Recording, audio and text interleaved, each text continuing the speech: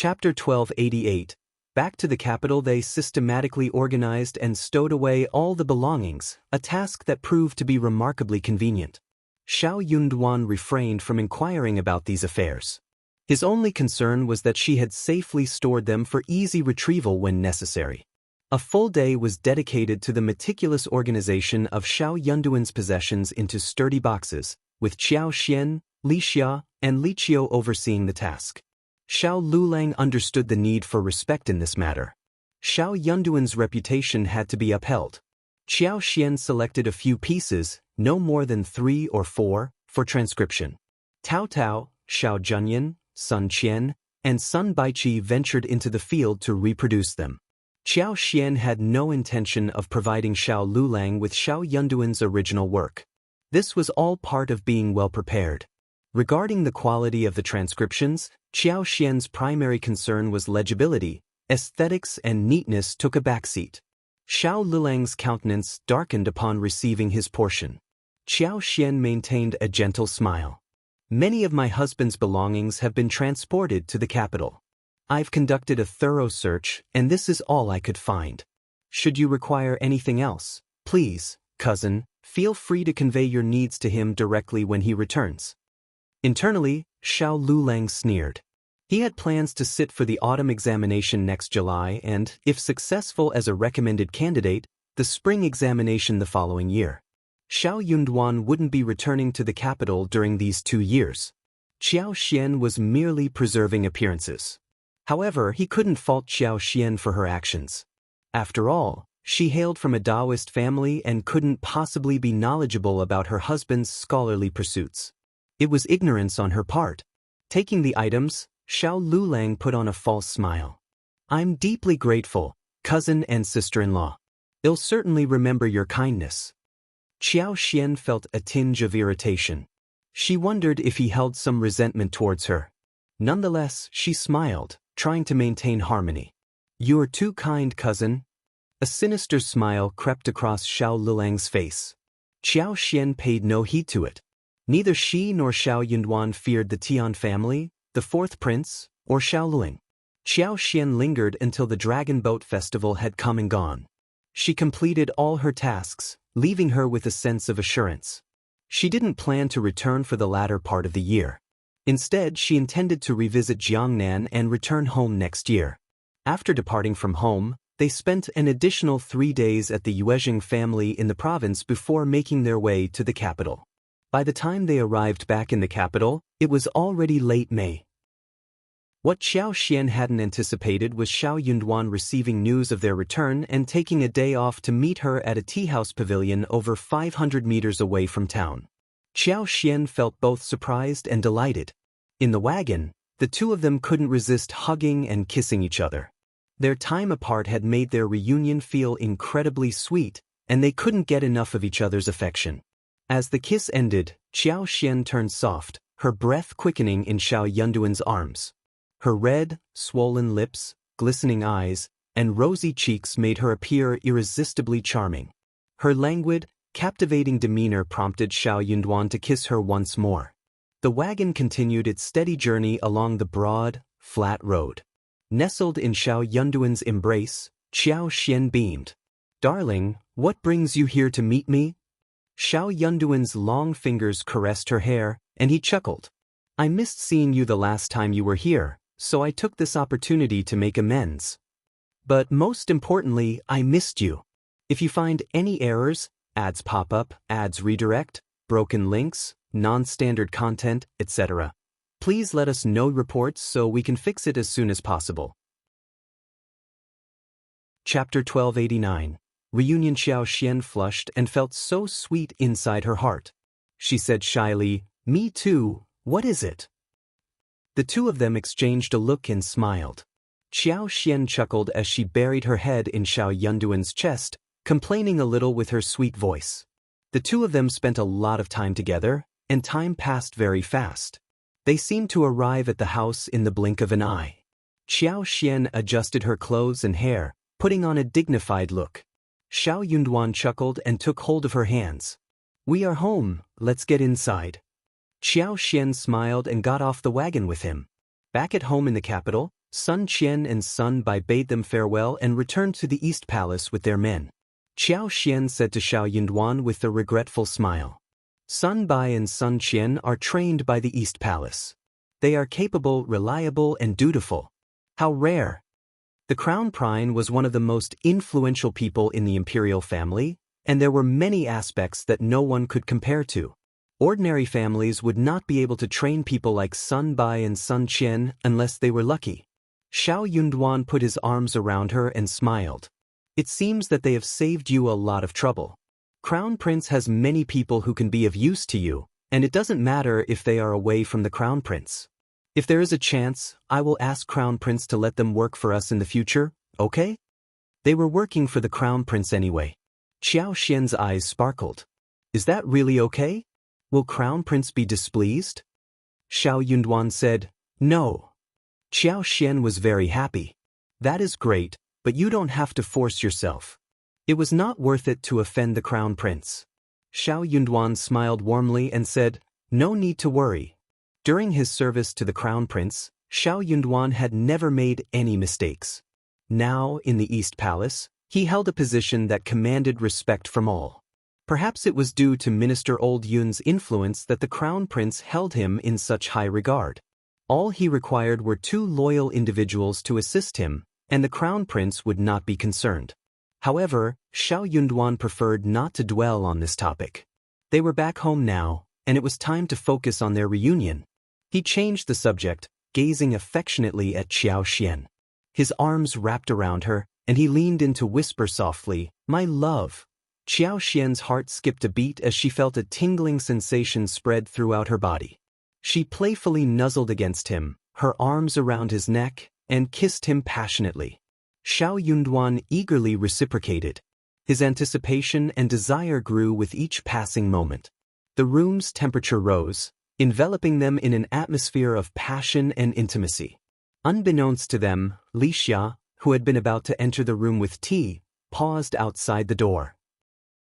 Her cheeks flushed, and she discreetly withdrew. Xiao Yunduan only had 1 day off, with government office duties awaiting him the next day.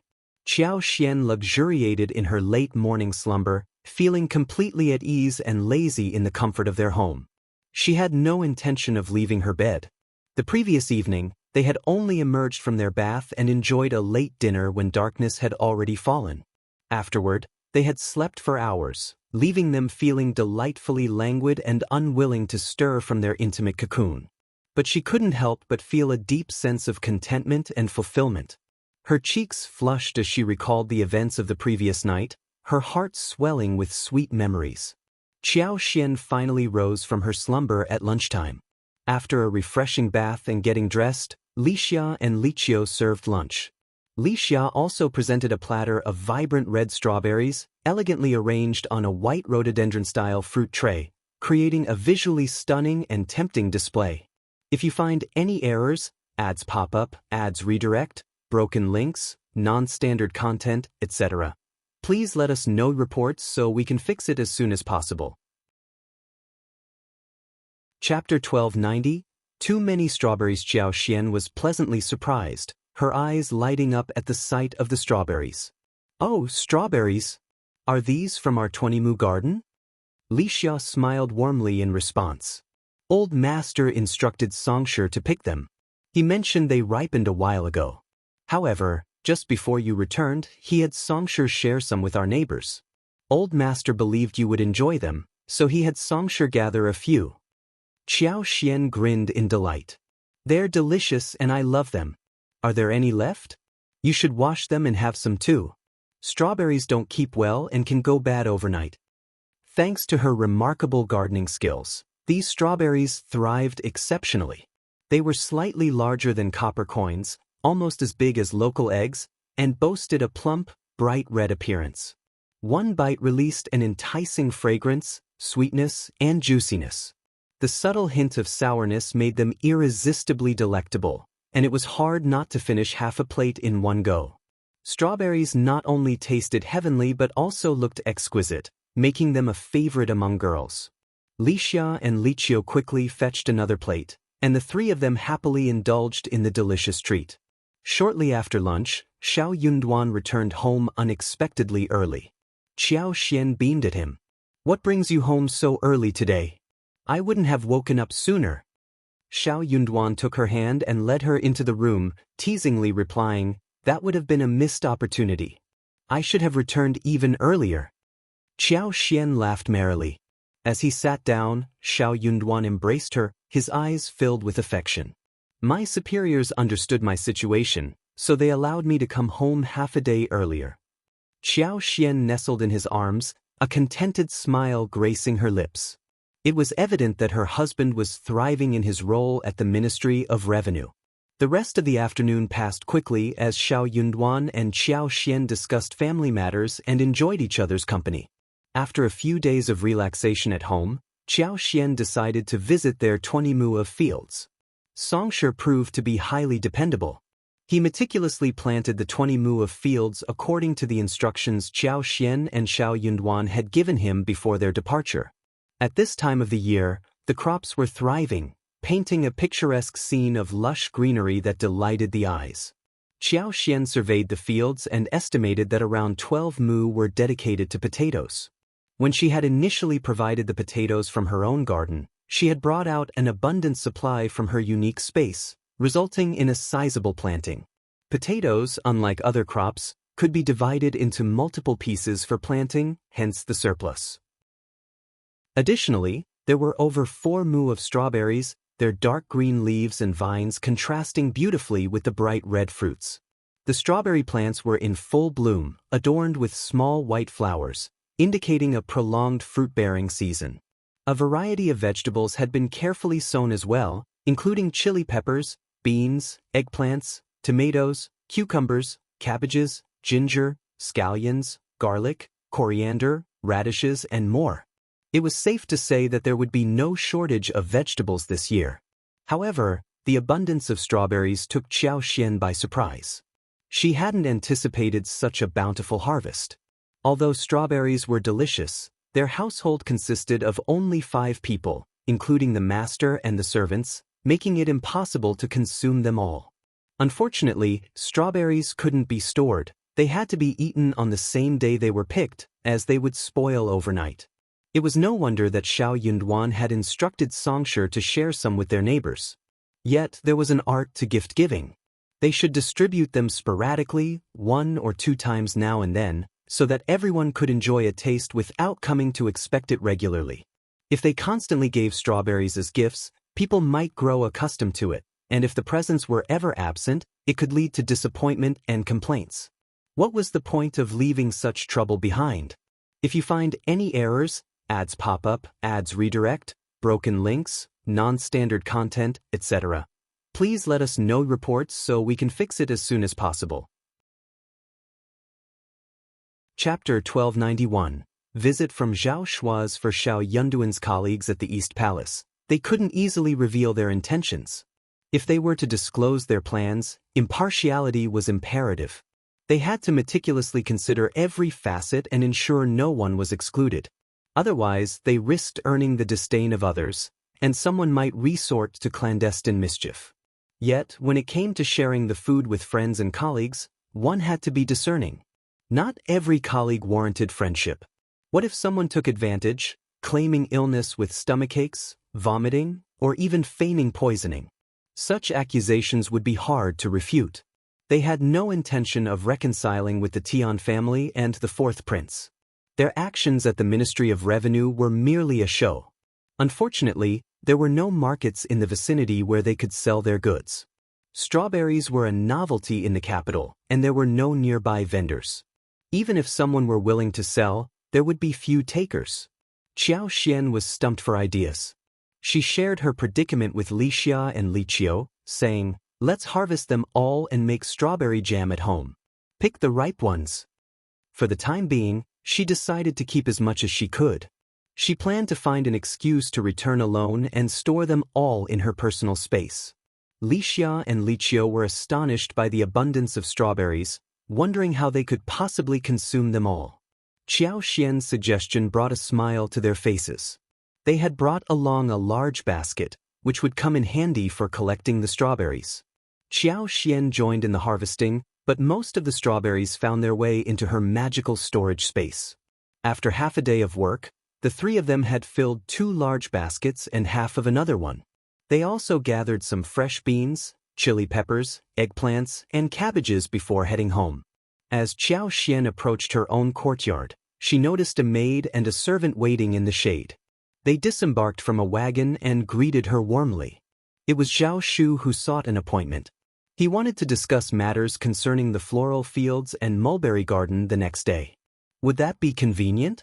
Had Xiao Xian been a man, Zhao Shu could have spared himself the effort. They were business partners and shared a close bond, which would have allowed them to meet directly in the province. However, given that Xiao Xian was a married woman of similar age, caution was warranted. She could only receive visitors when Officer Xiao was at home. Officer Xiao had just taken a brief respite, so an immediate meeting wasn't possible. Xiao Xian pondered for a moment and then offered a solution with a smile. Kindly convey to your master that he is welcome to visit tomorrow evening. The maid nodded, her face lit up with gratitude, and then took her leave. Xiao Xian halted her for a moment and instructed Li Xia to provide the maid with half a basket of strawberries. These strawberries were grown in our field. They are exceptionally sweet and fresh, perfect for consumption after a thorough wash. Please, take them to your master. The maid expressed her gratitude, saying, I thank Madame Xiao on behalf of master. With a smile, Xiao Xian watched them depart. Upon returning home, after a hearty lunch, the three of them indulged in some plump and vibrant strawberries, washing the remaining ones to craft a batch of strawberry jam. The delectable aroma wafted through the air, enticing the senses. They managed to produce 2 jars of strawberry jam, one in a porcelain jar and the other in a glass container, utilizing the contents of half a basket of strawberries. Xiao Xian tasted a spoonful of it, finding it to be delightfully soft and sweet, perfect for pastry fillings.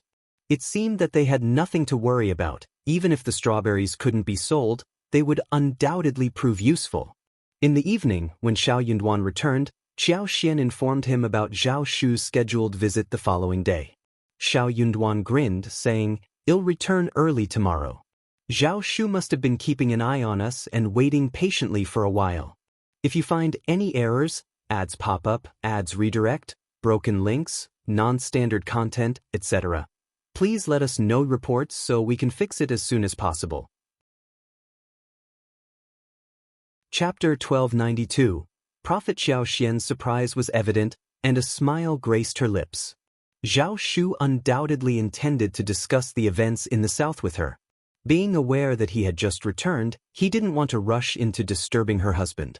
Instead, he instructed someone to convey his message. Whether it was part of his own strategy or a gentle nudge from Uncle Qing, Zhao Shu's willingness to engage in this conversation demonstrated his admirable character. Xiao Xian considered herself fortunate. Both the Yuezheng family and Zhao Shu were exceptional allies. The following afternoon, Xiao Xian commenced dinner preparations a half-hour earlier than her usual routine. They had arranged to dine with Xiao Yunduan and were anticipating Zhao Shu's arrival. Given the modest size of their family and the somewhat distant nature of Zhao Shu's relationship with them, they hadn't extended an invitation for him to dine at their home.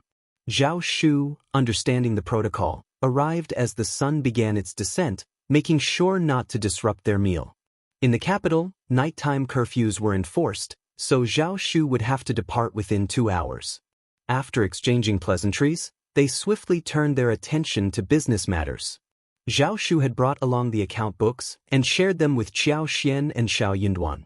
The flower field was thriving, with roses and jasmines blossoming in succession. The lilies had grown to the height of chopsticks, but it would take nearly 2 more months for them to bloom fully. The most commonly cultivated roses were predominantly in bud form, with a few sporadically in bloom. However, it would be next year before there were enough flowers. The perfume workshop was also completed according to the original plan. It had been constructed within the abbey with double layers of concealment to prevent easy detection. Uncle Qing and Aunt Qing had already recruited suitable workers who were in the process of signing contracts. Half of the required assembly workshop tools had already arrived, with the remainder expected shortly. Zhao Shu decided to oversee the final assembly the day after tomorrow, after which they could begin operations. Periodic visits to the mulberry garden in Yangzhou were also on their agenda. Xiao Xian offered some words of encouragement, expressing her confidence in the craftsmanship of the workshop. She knew that creating high-quality goods was the best skill achievable in this era, given the space interface's capabilities. As long as the workers recruited by Uncle Qing and Aunt Qing weren't lacking in intelligence, they would quickly grasp the required skills. Zhao Shu had complete faith in Xiao Xian's assessment. Xiao Yunduan, being an officer in the capital, wouldn't let her have free rein, and that assurance was sufficient for Zhao Shu. Moreover, Xiao Xian and Xiao Yunduan had provided invaluable assistance in helping him break away from the Zhao family and return to the mulberry garden, allowing his mother to divorce him and establish the Zhao family anew. Xiao Xian had already documented all the necessary details for Zhao Shu, and all he needed to do was appoint reliable managers to oversee everything. Based on the current progress, they were on track to generate substantial profits in the second half of the year. A significant profit indeed, and she eagerly anticipated it. Speaking of the mulberry garden, Zhao Shu's happiness was palpable. There was nothing more satisfying than reclaiming something lost, especially when it came to Ms. Zheng's mulberry garden, which held immense sentimental value for Zhao Shu. He joyfully shared that luck was on their side, as the mulberry leaves were growing exceptionally well that year. The leaves were plump, tender, and abundant, making it an ideal diet for the silkworms. Consequently, the silkworms had thrived, producing copious amounts of silk. This was the perfect time for the silkworms to spin their cocoons and yield silk, making it a highly productive harvest year. Zhao Shu was already prepared to utilize this to re-establish the Zhao family. If you find any errors, ads pop up, ads redirect, broken links, non-standard content, etc., please let us know reports so we can fix it as soon as possible. Chapter 1293. Tea House. What does it matter if the Zhao family is large? They can simply take a few more bites if they can't finish it all. Sooner or later, he would devour the Zhao family. Zhao Zhai and Zhao Yi were no match for him. Zhao Shu and Xiao Xian never anticipated that Ms. Qin would take such action. The Zhao family crumbled and vanished from Yangzhou before the year could come to a close. Xiao Xian clearly understood why the mulberry trees in Ms. Zheng's garden were thriving so well and added with a smile, this made her even more confident about securing hundreds of thousands with a 20% share of the profits. Zhao Shu also briefly mentioned the two fields that Xiao Xian had entrusted him to oversee.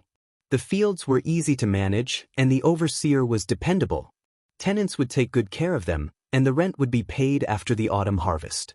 The land in Jiangnan was fertile, and unless it suffered from drought or flood, the harvests were consistently good. It was a substantial amount of money. Seeing that it was getting late, Zhao Shu decided not to overstay his welcome and got up to leave. Officer Xiao would not be pleased if they lingered, especially considering that Madame Xiao had only returned a few days ago. Xiao Xian smiled and inquired, "What did you think of the strawberries we brought home yesterday?" Zhao Shu instinctively displayed a peculiar grin and nodded. "I've never tasted fruit like that before. They are incredibly sweet and delicious." "Thank you, Madame Xiao." Xiao Xian waved her hand and replied, "It's not a big deal. We've planted a few acres, and the strawberries can bloom and bear fruit for months. It's their peak season, and there are plenty of them. Tomorrow, you'll have 2 large baskets prepared for you so that Aunt Qing and the others can also savor them. Oh, and we can't let the strawberries sit for too long.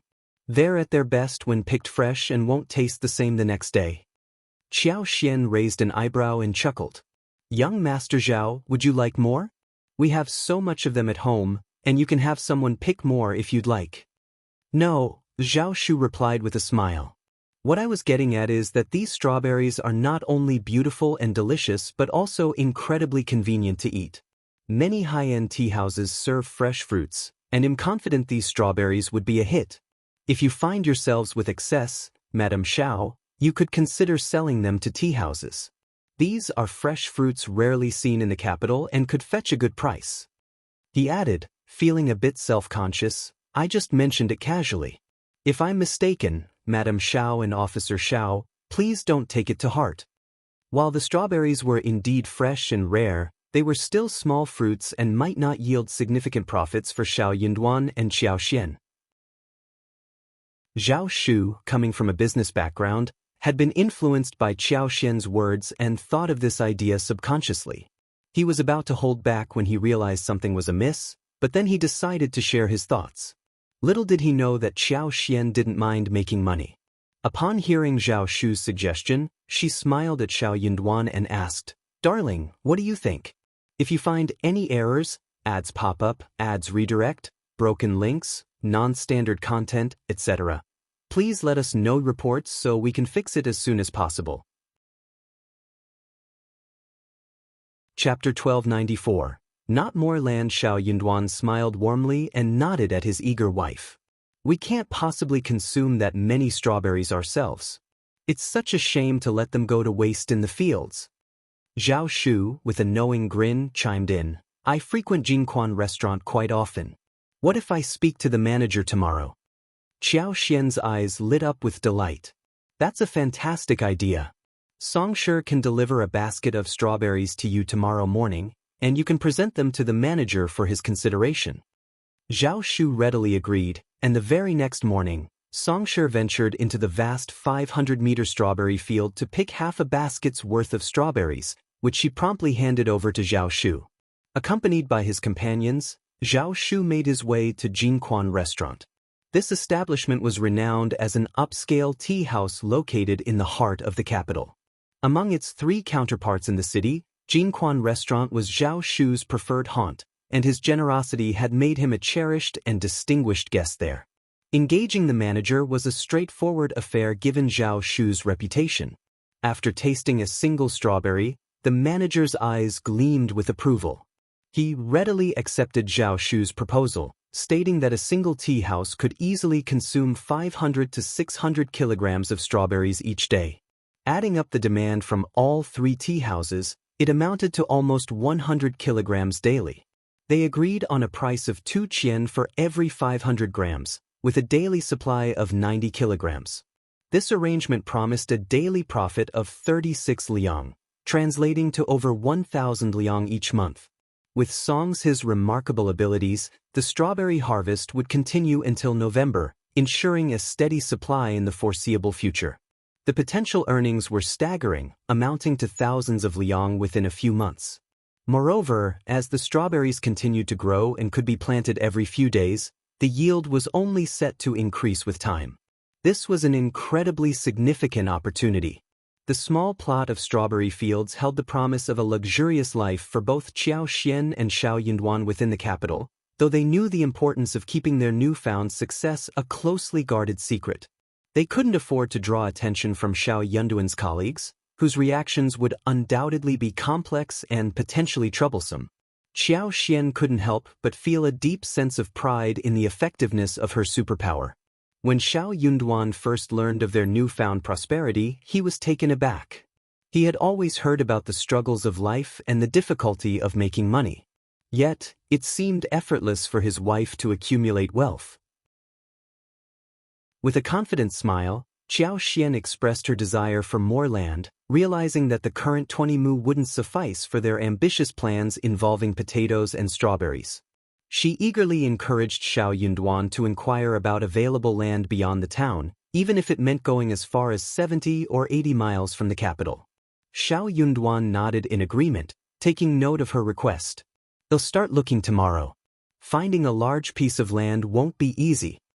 Given his position as an officer in the Ministry of Revenue, Xiao Yunduan had access to valuable information. Within a few days, he managed to locate a suitable plot of land located over 1,000 mu away from the capital, in Cloud Water Town, roughly 40 miles away. Such a substantial piece of land was a rare find, even with Xiao Yunduan's resources. The following day, Xiao Xian and Xiao Yunduan visited the site together.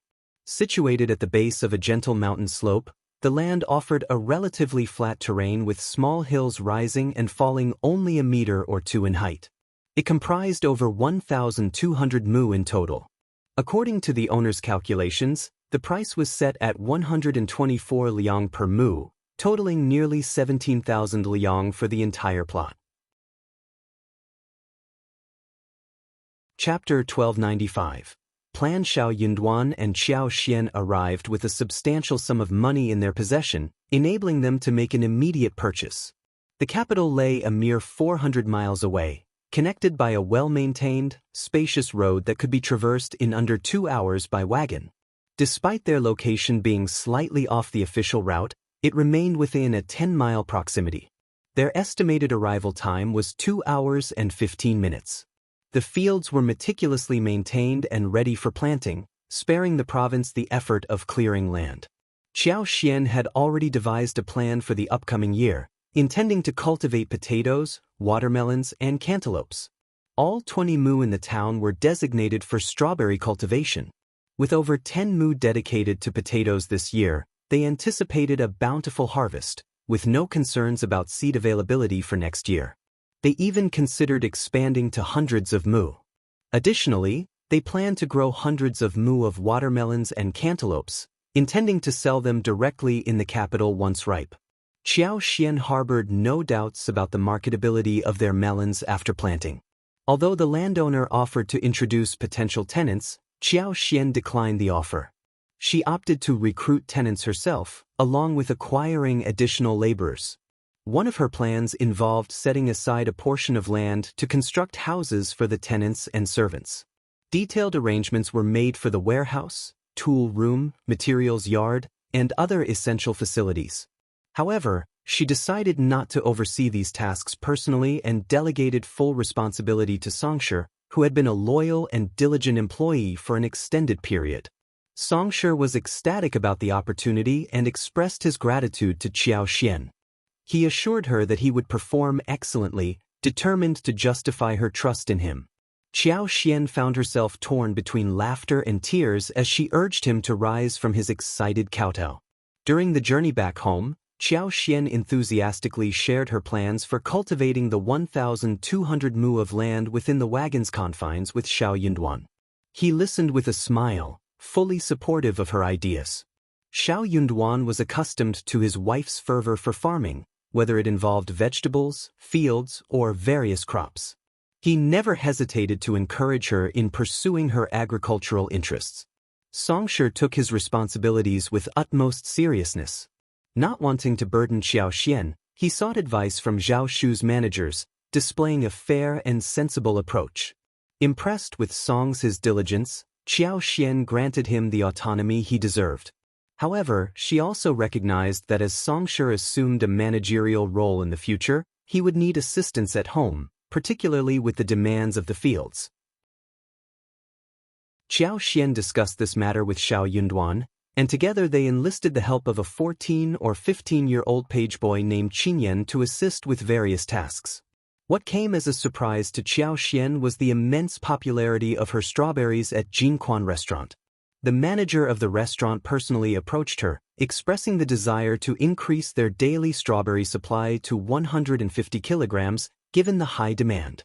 Jinquan restaurant even had a dedicated floor for female patrons, attracting a substantial female clientele. The strawberries proved to be a favorite among these women. When the ladies wished to purchase the strawberries for takeout, the restaurant couldn't refuse, as they also offered takeaway options for snacks, candied fruits, and tea leaves in their tea house. However, this surge in demand quickly exceeded the available supply of strawberries. Xiao Xian remained the sole provider of these sought-after berries. Word about the rarity and deliciousness of Xiao Xian's strawberries began to spread among the guests, fueling their desire to sample them. They were willing to pay 2 liang for every 500 grams of strawberries, highlighting their eagerness to savor this delectable treat. Chapter 1296. Buying, of course, we've already reduced the price, and selling strawberries is a new venture for us. However, we do need to consider raising the price for Madame Xiao, Xiao Xian replied. Xiao Xian had no objections to this decision. Offering 2 qian for 500 grams of strawberries was already a generous price, especially given the novelty of the product. She hadn't anticipated just how popular they would become. However, for individuals like Zhao Shu, who had mentioned the strawberries to the tea house, and Xiao Yunduan, a prominent figure in the East Palace. The price of 2 qian for 500 grams seemed quite low. Given the rising demand for strawberries, it was only logical for the manager to contemplate increasing the price. Xiao Xian did some calculations, for mu of strawberries, producing 300 kilograms per day. Thanks to her extraordinary abilities, the yield had significantly improved, but 300 kilograms still exceeded the demand. In the end, they decided to supply 125 kilograms per day at a rate of 6 qian per 500 grams. Xiao Xian was content with offering strawberries at 10 qian per 500 grams, and she was already satisfied with the 6 qian price. This venture brought in 150 liang per day, totaling 4,000 liang each month. It appeared they had discovered another profitable avenue. As word of the strawberries spread, Xiao Xian couldn't fathom how the news had reached so many people. Various vendors and tea houses approached her, proposing higher prices for her strawberries. Xiao Xian turned down these offers, stating that she intended to increase production next year. However, the rejections seemed to have the opposite effect. Different people started coming to her door the next day, and those who were initially declined returned on the following days. This frustrated Xiao Xian to the point where she couldn't help but vent her frustration to Xiao Yunduan. After some thought, Xiao Yunduan proposed, "Tomorrow, I will visit the East Palace and offer some strawberries to the Crown Prince. I'll also inquire if they would like to cultivate them at the Imperial Plantation next year." Their intention was to dissuade unscrupulous individuals. The Xiao family had a strong connection with the East Palace, and it was essential to maintain a harmonious relationship without going overboard. And the strawberries should be prepared in case the Crown Prince expressed interest in trying them, so Xiao Yunduan could present them to him. In reality, Xiao Yunduan had a position within the East Palace, which deterred anyone from attempting any mischief. Otherwise, the rarity and high value of the strawberries might have tempted some to steal them, and Xiao Xian wouldn't have been able to safeguard them. Xiao Xian looked up at him with a smile. "Is that acceptable? Are you enjoying the food?" Xiao Yunduan chuckled as he gently ran his fingers through her hair. No more gifts, just one large and juicy strawberry, weighing between 2.5 to 3 kilograms, would be sufficient. If the Crown Prince likes it, he can reward me with it in the future. However, Xiao Yunduan understood that the Crown Prince wouldn't allow any more gifts, even if he liked them. Moreover, there was the possibility of censorship intervening, and the Crown Prince wouldn't want any evidence left behind. Xiao Xian hadn't anticipated this turn of events. Since her husband had given his approval, she smiled and agreed. It seemed that she was too accommodating, and it was time to teach those people a lesson. The following day, Xiao Xian carefully selected a small basket of high-quality, large and plump strawberries. Xiao Yunduan personally delivered them to the Crown Prince, who had returned to the East Palace early in the morning. The Crown Prince had never tasted strawberries before, but he had heard Xiao Yunduan describe them as such. He smiled and remarked, "So these are strawberries. They look exquisite. It's no wonder so many people are fond of them. If you find any errors, ads pop up, ads redirect, broken links, non-standard content, etc., please let us know reports so we can fix it as soon as possible." Chapter 1297. East Palace. Xiao Yunduan bowed gracefully, his smile radiant. These strawberries, a blend of festivity and exquisite taste, are at their prime season. I thought you might appreciate a sample of their freshness. The Crown Prince chuckled warmly. "Thank you, Officer Xiao." He savored 2 strawberries and nodded in approval. "Absolutely delicious." Xiao Yunduan offered, "If you enjoy them, I could provide more next time." The Crown Prince waved his hand with a genial smile. "No need for that. I simply wish to relish the flavor." Xiao Yunduan nodded, and their conversation shifted to court matters before he took his leave. Later, the Crown Prince instructed a eunuch to set aside a plate of strawberries for Princess Consort. However, she found herself in the company of her 3 adoring grandchildren, all equally captivated by the berries. Unable to resist their innocent charm, she took only a small bite and shared the rest with them. The children, mindful not to overindulge, requested the maids to send the remaining strawberries to their home.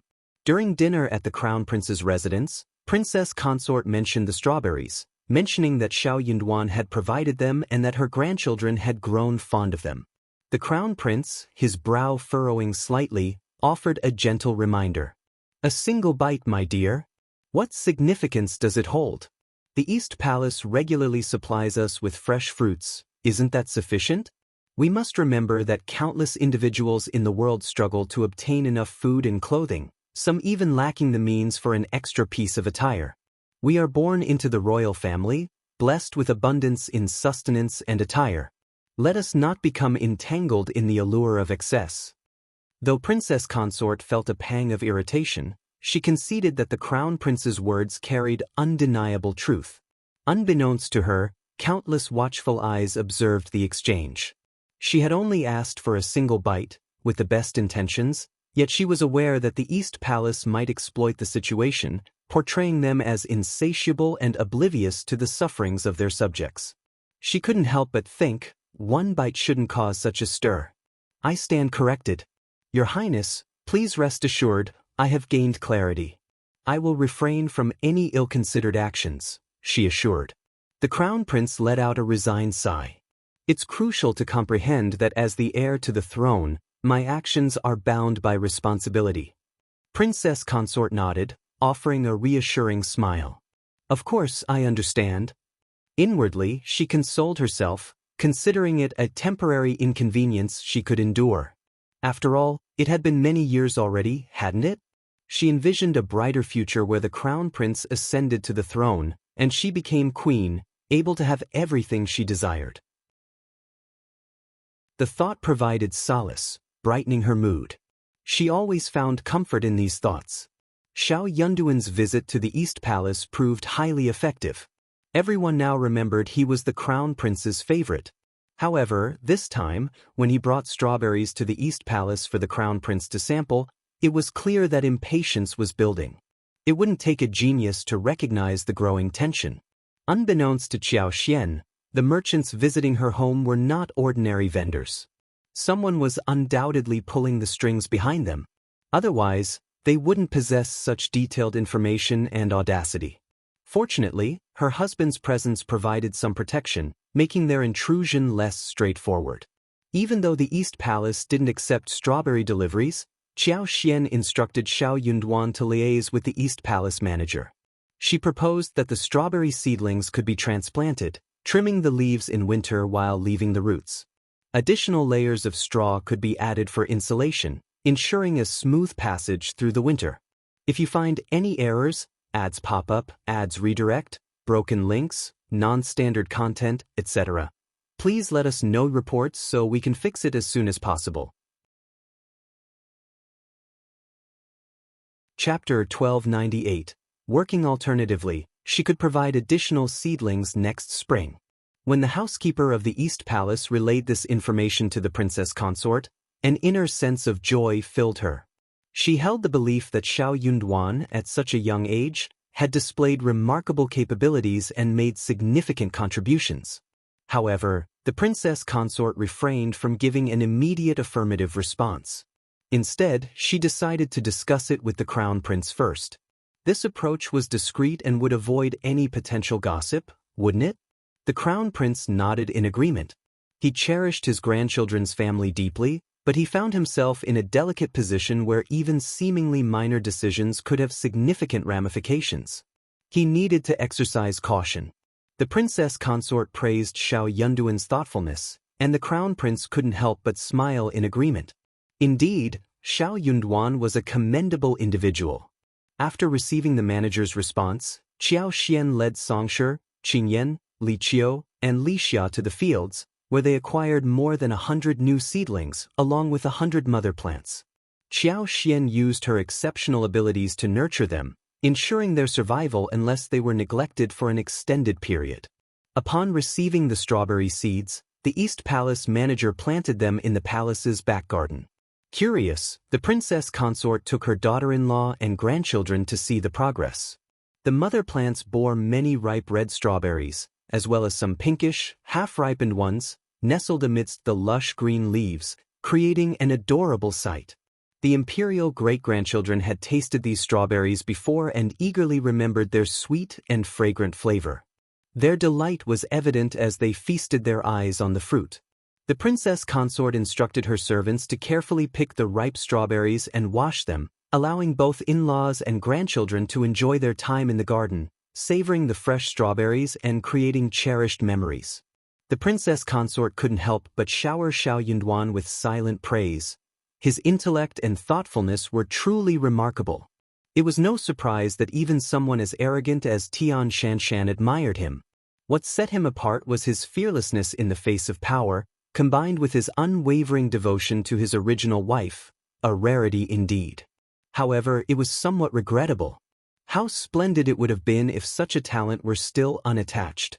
The princess consort entertained the idea of being his matchmaker willingly. With some respite, Xiao Xian could finally focus on household matters. Despite selling a substantial quantity of strawberries, they still had plenty for their own consumption. The garden's watermelons had ripened as well.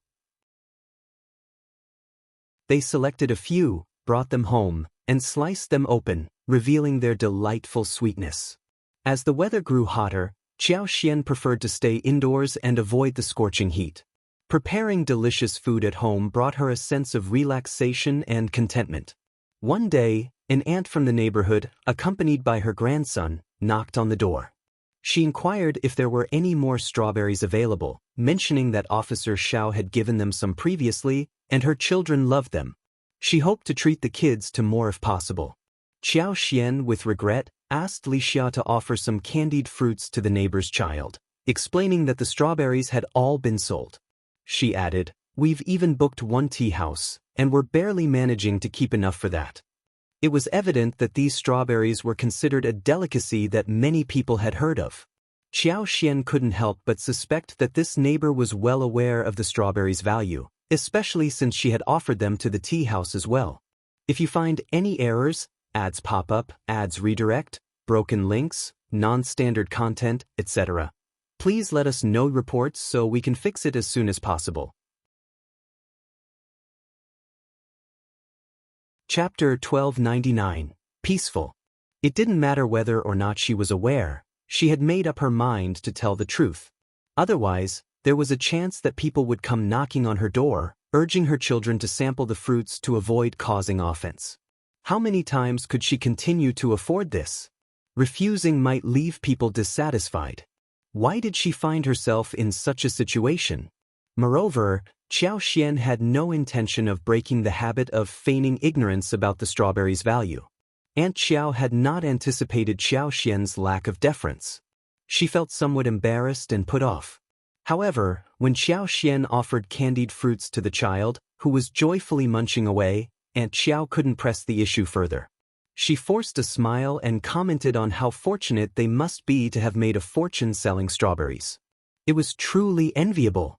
Xiao Xian had no interest in idle gossip and simply smiled without responding. Nevertheless, Aunt Xiao was known to be quite the chatterbox in the neighborhood. Undeterred, Aunt Xiao approached Xiao Xian with a smile. "Madam Xiao, how much money did you make selling those strawberries?" Xiao Xian remained silent, seemingly taken aback. It appeared that her close relationship with Xiao Yunduan had made her a subject of greater interest to their neighbors. A minor official like herself wouldn't typically face such inquiries. They had always kept a low profile, and the neighbors only knew that Xiao Yunduan had been promoted and enjoyed favor with the East Palace. However, Xiao Yunduan and Xiao Xian had maintained their usual demeanor, leading everyone to overlook them. She had once thought that it was just a rumor, that the East Palace held her in high regard. But it seemed that was all it was, a rumor. The residents of the imperial city differed from those in smaller towns. They didn't fear officials, having encountered princes, kings, young scions of nobility, and monarchs' heirs on the streets. Their composure was evident. Otherwise, the aunt wouldn't have persistently inquired about strawberries and Xiao Xian's earnings. "I don't make much, just enough for a modest living. I only need to make 2 sets of clothes a year." "Really? That seems too modest." "That's the truth." Observing Xiao Xian's unwavering smile, the aunt realized she wouldn't glean any more information. She pursed her lips, muttered a few words, and departed with the child in tow.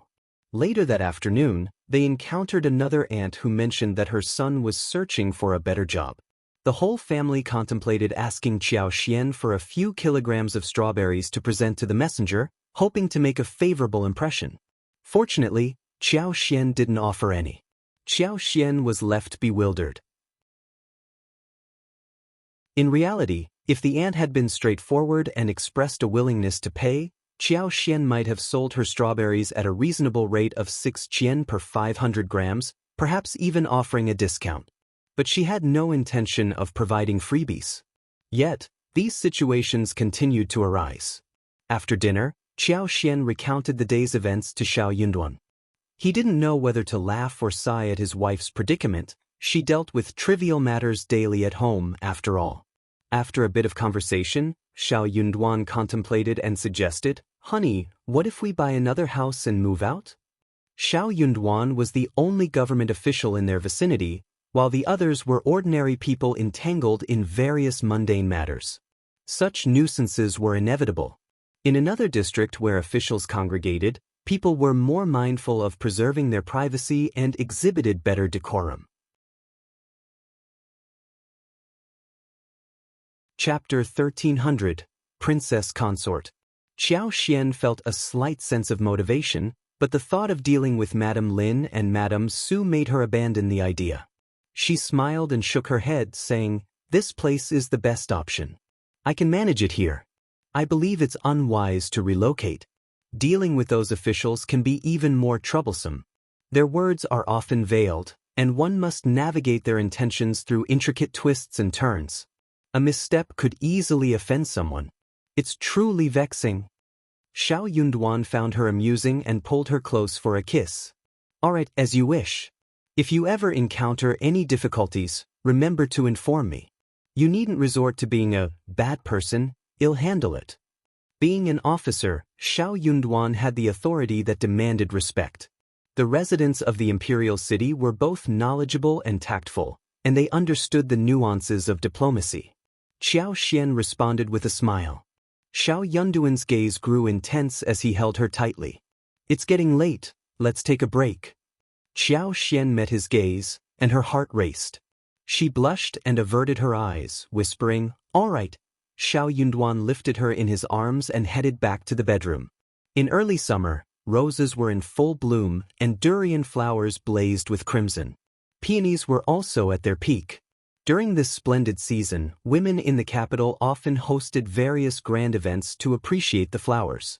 Some had extended invitations to Xiao Xian, including the wives and daughters-in-law of Xiao Yunduan's colleagues or those connected to officials from the Crown Prince's faction. Social engagements were inevitable. While Xiao Xian preferred to prepare delicious meals at home and spend her husband's breaks exploring mountains, visiting lakes, and enjoying the landscapes of Yunshui town, she couldn't decline these invitations. Due to Xiao Yunduan's youthful promise and his high standing in the East Palace, the women always held back their true feelings around Xiao Xian. Some may have displayed their disdain through their attitudes, but none dared to voice it aloud. Xiao Xian, however, was never one to subscribe to such notions. She remained unruffled. The fact that Xiao Yunduan had turned down Tian Shanshan and chosen her was enough to arouse jealousy and resentment among many women for his sake. How could a concubine's daughter like her be so fortunate? Some even envied the financial success Xiao Xian and Xiao Yunduan had achieved at such a young age since their arrival in the capital. They had purchased a house and over 1,000 mu of land.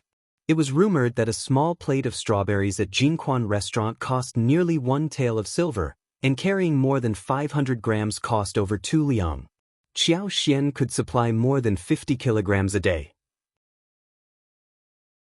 How much could they potentially earn in a month?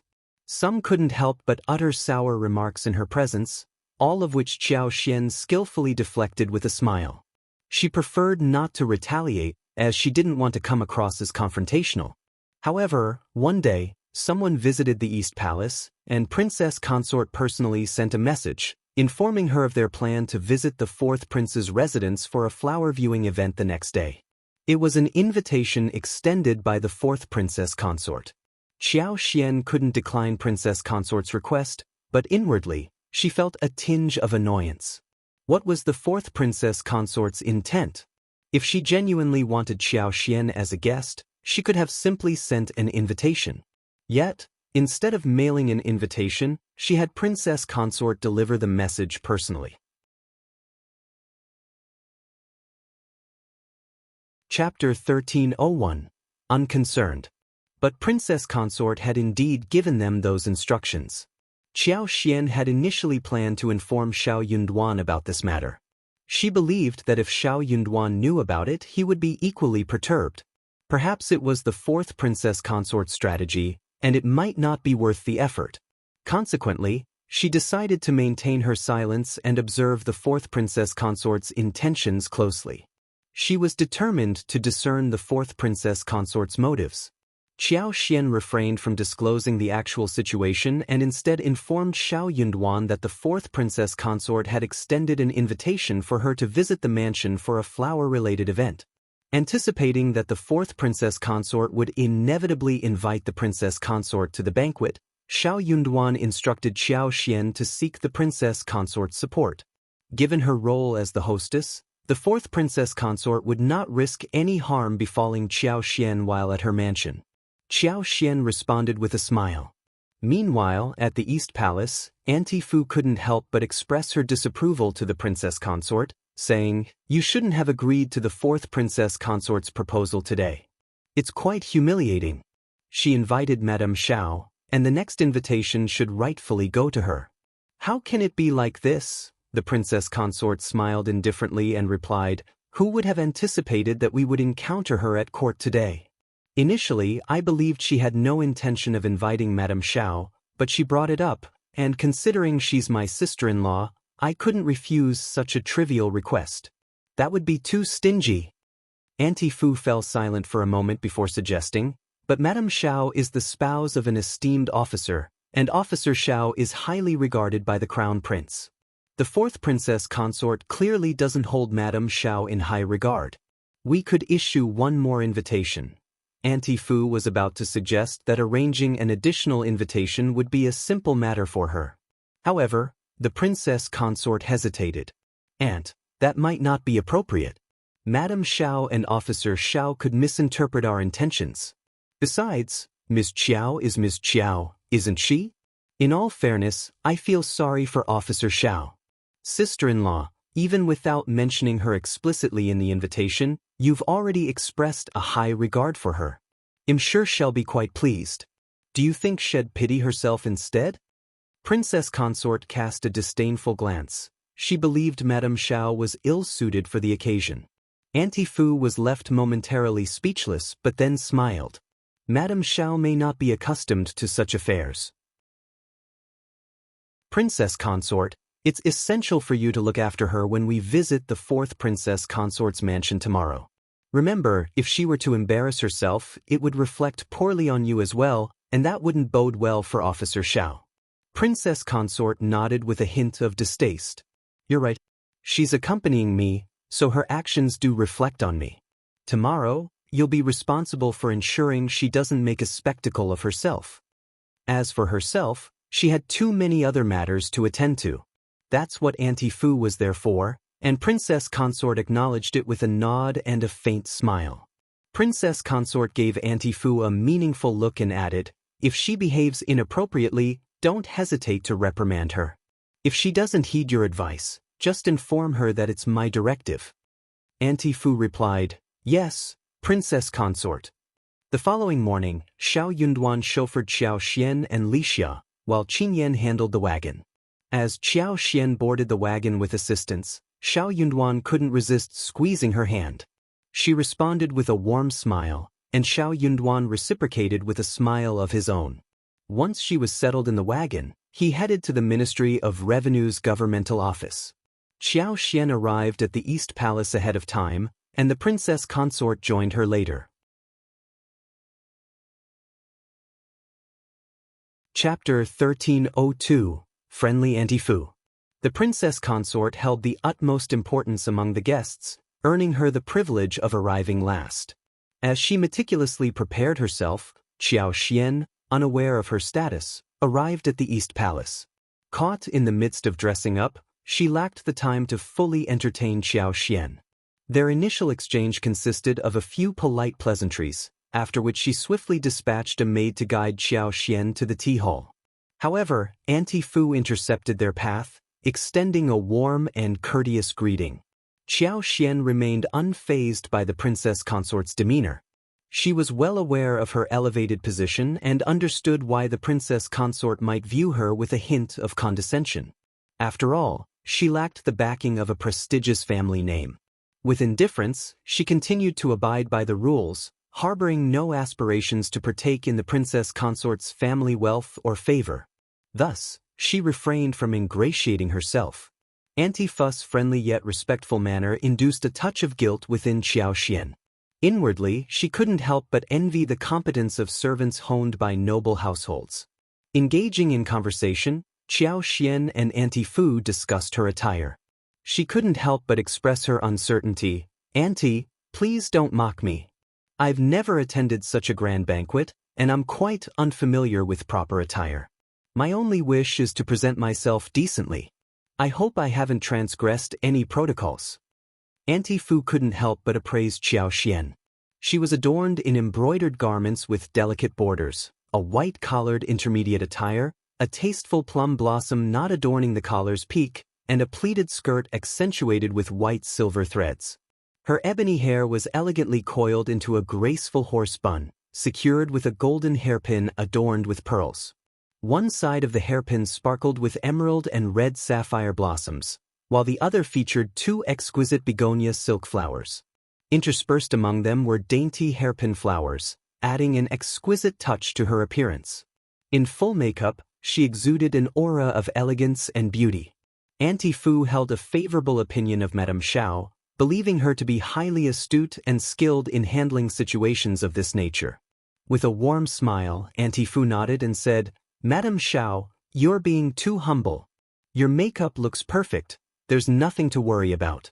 While you're at the fourth prince's mansion, feel free to reach out if you need anything. There's no need to hold back."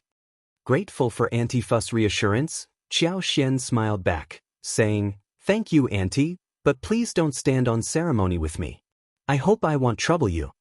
Auntie Fu chuckled in response, "Of course not." After a considerable wait, when the princess consort was finally ready, she dispatched someone to fetch Xiao Xian, and together, they made their way to the fourth prince's mansion alongside her two daughters-in-law. As expected, upon their arrival, they found themselves among the last group of guests.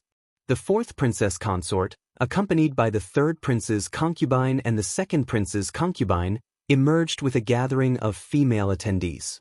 As the host, the fourth princess consort warmly greeted everyone with a smile.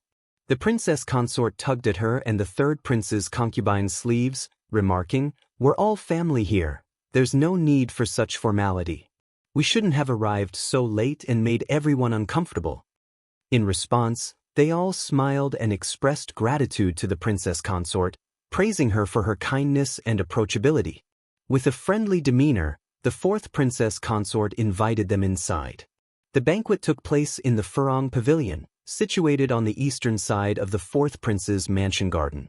The pavilion was surrounded by casually arranged peonies and variously shaped rockeries, creating a charming juxtaposition between the peonies and the natural landscape. Chapter 1303, Purpose. All varieties of peonies were clearly well tended, their robust stems supporting lush branches adorned with enormous, bowl-sized blossoms. Among the verdant leaves and boughs, a profusion of colors unfolded, including rich reds, golden stamens, snow white, rosy pinks, deep purples, soft greens, pale yellows, and delicate pinks. Most of these blooms were double-petaled, their layers of petals gracefully unfurling in the bright sunlight, a feast for the eyes. Furong Pavilion was a sprawling, square structure, already prepared with a set table. The fourth princess consort beamed as she invited the princess consort to take her seat. Once the princess consort settled in, the concubines and the princess consort of the prefecture lord followed suit, guided to their designated spots by the attentive maids. On the table, tea and snacks were promptly served. These women were well acquainted within their social circle, well aware of the fourth princess consort's dignified and amiable demeanor. Consequently, they felt no trepidation in her presence and quickly engaged in cheerful conversation. Secondary concubine Shi had previously invited Xiao Xian to a banquet at the fourth prince's residence, but the contrast between secondary concubine Shi and the fourth princess consort was stark. Secondary concubine Shi had once been the center of attention, yet now she found herself sitting behind the fourth princess consort, radiating contentment. As for He Jiqing, she could only stand dutifully behind the fourth princess consort, tending to her needs like a palace maid. Her attire resembled that of a top-tier palace maid by the fourth princess consort's side, and she dared not draw any attention to herself. Xiao Xian shot a fleeting glance in her direction before shifting her gaze away. Times had changed. He Jiqing, hailing from the esteemed Xie family in Yuzhong province, had been the object of adoration among the province's noblewomen. She possessed talent and beauty, exuding elegance and distinction, leaving many noblewomen envious. However, within the confines of the fourth prince's residence, she assumed the role of a mere servant. She couldn't help but wonder if she would come to regret her journey this far. What was she truly seeking? Xiao Xian harbored no sympathy for her and silently made a mental note of her observations. She hadn't forgotten her past actions. However, at this moment, she had no intention of taking any immediate action against her. After all, if her current plan were to fail, she wouldn't have a pleasant stay at the fourth prince's mansion, would she? The group rose from their seats, and the enchanting garden was in full bloom, inviting them all for a leisurely stroll. The young ladies couldn't bear to stay put any longer. They eagerly joined their closest friends, relishing their time together. The fourth princess consort remained in the company of the princess consort. Tian Shanshan, the fourth prince's cousin, was also in attendance. She cast a contemptuous glance in Xiao Xian's direction and offered a sly smile. But as long as Tian Shanshan was around, none of the ladies from other pavilions or the young madams dared to approach Xiao Xian or extend greetings. They didn't want to cause any inconvenience for Lady Tian. Furthermore, most of the guests aligned with the fourth princess consort were firmly on the fourth prince's side, leaving Xiao Xian with little support. Xiao Xian comprehended the situation well. She had no desire to forge new connections. They were about to embark on a carefree, nonchalant stroll with Lixia when a passing maid accidentally spilled half a pot of tea on Lixia. Lixia let out a startled scream. Xiao Xian was taken aback as well. She quickly reached out to Lixia. "Is it hot?" Lixia's complexion shifted between shades of red and white as she nervously shook her head. The tea wasn't scalding, but it was uncomfortably warm, making her flinch. Chapter 1304, Accident. The maid trembled with fear, sinking to her knees in supplication. "I'm so sorry, madam. Please find it in your heart to forgive us." Instantly, the room's occupants turned their attention to the sudden commotion. Xiao Xian remained silent, his expression unreadable. Lixia, taken aback by the maid's distress, instinctively moved to assist her. However, Xiao Xian halted her with a gesture. "Just rise, please." Xiao Xian addressed the maid, his voice firm but not unkind. Relieved that Lixia appeared unharmed, the maid's anxiety lessened slightly. "Please, Madam Xiao," she implored between sobs. "Stand up now," Xiao Xian urged her gently. "Do you require my personal assistance?" Startled, the maid lifted her gaze, meeting Xiao Xian's knowing look. Her trembling subsided, and she rose to her feet instinctively. Secondary concubine Shi arrived with her entourage, apologizing to Xiao Xian. "I apologize, Madam Xiao," she said, her tone contrite. "I'm truly sorry for this incident." She then turned her attention to the maid and scolded her sternly. "You must be more cautious. How could you collide with us? It's disgraceful." Secondary concubine Shi cast a lingering glance at Lixia, as though her disapproval extended to the maid, Lixia, or even Xiao Xian's mistress. Lixia sensed the unspoken tension in the room and felt her cheeks flush. Xiao Xian offered a warm smile. Secondary concubine Shi, Let's not dwell on this. I don't believe the girl meant any harm. Please, let's forgive her. Secondary concubine Shi's facial expression twitched, and she responded to Xiao Xian with a forced smile.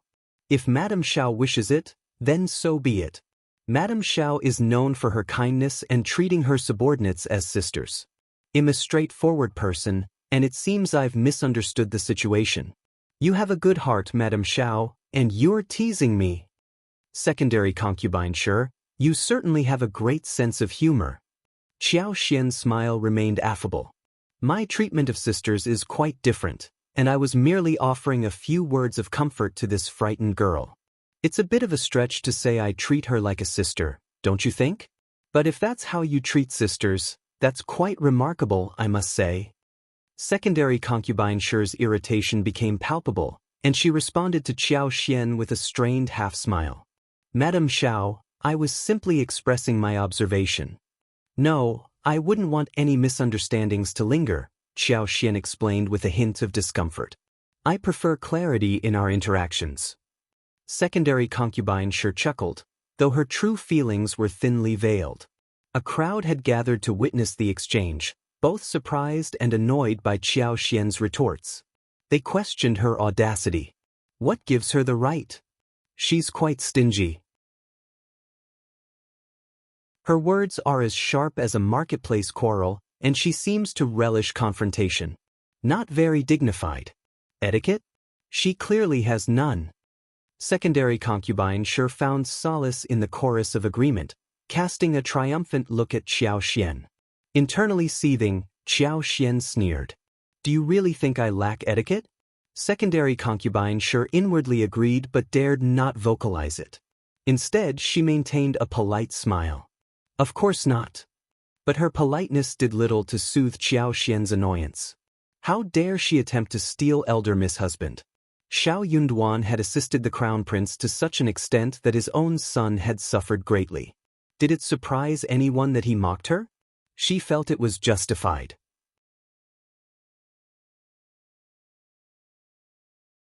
Chapter 1305.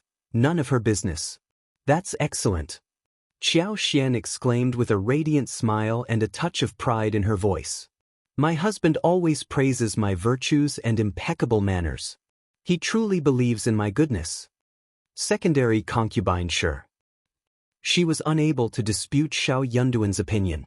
This revelation surprised many, causing their gazes to shift instinctively towards Tian Shanshan. Tian Shanshan maintained a composed exterior, but beneath the surface, anger simmered. She couldn't fathom why everyone was fixated on her. Their comments had nothing to do with her. In the distance, the fourth princess consort and her entourage approached, overhearing the conversation. One of the prefecture lord's princess consorts chimed in with a sly smile. Madame Xiao is quite sharp-witted. After all, a concubine's daughter is just that, a concubine's daughter. Officer Xiao, you exude gentility and refinement, a perfect match. A few other ladies chuckled and exchanged hushed remarks. The fourth princess consort chose to remain silent. Princess consort felt a twinge of embarrassment, her refined nature clashing with Xiao Xian's assertiveness. She couldn't help but resent that Xiao Xian's competitiveness might tarnish Officer Xiao's reputation.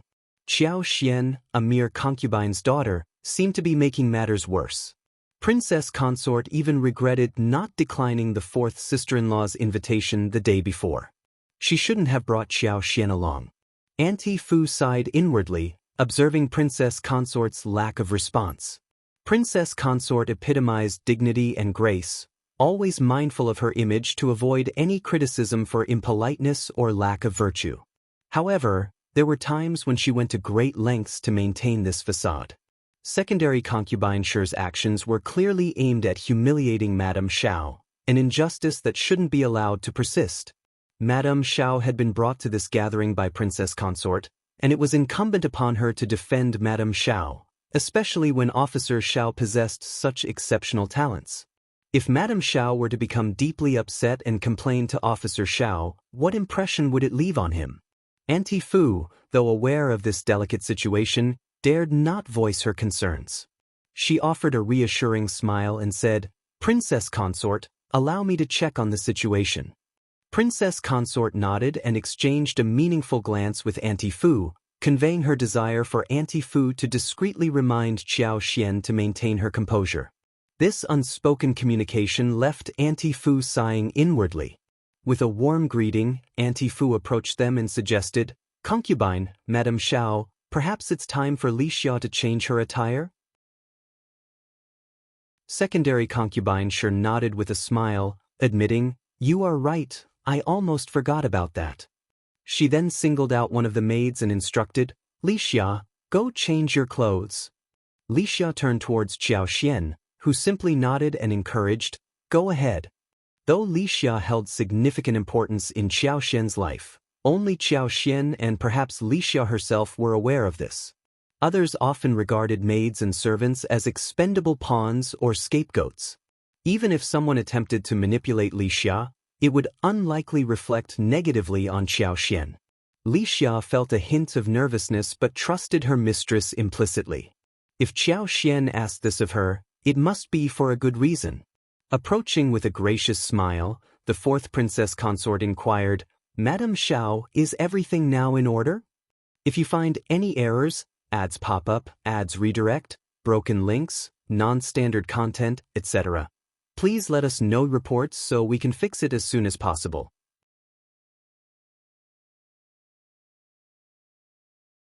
Chapter 1306, Xiang Rui. Xiao Xian graciously bowed her head and flashed a warm smile. "I appreciate your concern, fourth princess consort. I am perfectly well." The fourth princess consort, relieved to hear this, reprimanded secondary concubine Sure and instructed one of the maids to step forward. She then turned back to Xiao Xian, her smile unyielding.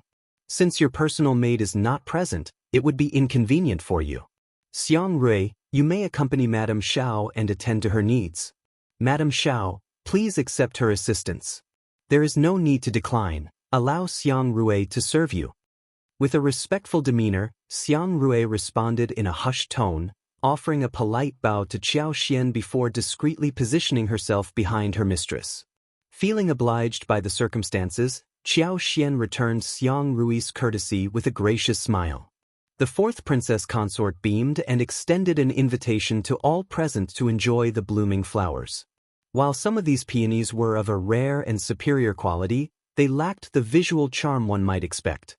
Nonetheless, everyone smiled in appreciation. Xiao Xian couldn't help but spot a few of these exceptional peonies and yearned to acquire one to transplant into her own unique space. Yet, the garden was teeming with guests, making it impossible to act on her impulse.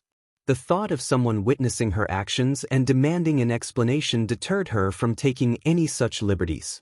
In reality, since arriving in the capital, she had already amassed a collection of extraordinary flowers in her private domain.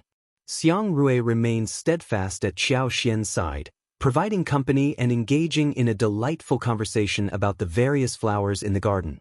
Xiao Xian, unwilling to vent her frustrations on a mere maid, found herself genuinely captivated by the conversation, especially considering her profound interest in flora and her extraordinary abilities. They continued to exchange pleasantries with Xiang Rui, immersing themselves in the world of blossoms and botany. After a while, a housekeeper approached them, wearing a reassuring smile. She relayed the news that Lixia had suffered only minor injuries, exhibiting redness and swelling on her front, with some skin peeling. Lixia had already received medical attention and was now being treated with ointment. A full recovery was expected within a few days, with no lasting scars to worry about. However, it would be preferable if she could remain in her quarters and avoid this place altogether. Xiao Xian furrowed her brow and gave a solemn nod. She was determined not to allow Lixia to be scarred. Even if the doctor had mentioned the possibility of scarring, Xiao Xian was resolute in her decision to prevent it from happening. Fortunately, Lixia's condition seemed to be improving, and she was not of great importance in the grand scheme of things. In the grand hierarchy, Lixia was just a maid, and there was little more that could be done to address the incident. Xiang Rui continued to attend to Xiao Xian's needs. Following their meal, they gathered in the hall for tea and lively conversation, discussing the latest fashion trends, accessories, cosmetics, and rouge popular in the capital. As the time to depart approached, Princess Consort was the first to take her leave, and those engaged in conversation rose to bid her farewell. Xiao Xian accompanied Princess Consort, and as the princess departed, she followed suit. Lixia had also been brought along. The two exchanged a glance, and Lixia offered a reassuring smile, assuring Xiao Xian that everything was fine. Xiao Xian acknowledged her with a subtle nod. The fourth Princess Consort wore a pleasant smile and turned her attention to Xiao Xian. "Madam Xiao, what are your impressions of Xiang Rui? I hope you did not feel inconvenienced." Xiao Xian replied graciously, "Fourth Princess Consort, you jest. Miss Xiang Rui is remarkably well-mannered and attentive. It is evident she hails from the prince's mansion. She is truly exceptional. In your case, Madam Xiao, it seems destiny has played its hand, and I am inclined to bestow Xiang Rui upon you. Xiang Rui, please serve Madam Xiao diligently, and ensure you do not bring any disgrace upon me or the fourth prince's mansion, understood?" The unexpected announcement left everyone in astonishment, including Xiao Xian herself. Xiang Rui nodded in acknowledgement and offered a respectful kowtow to the fourth Princess Consort. She then stood and positioned herself behind Xiao Xian, as if she were now exclusively in her service.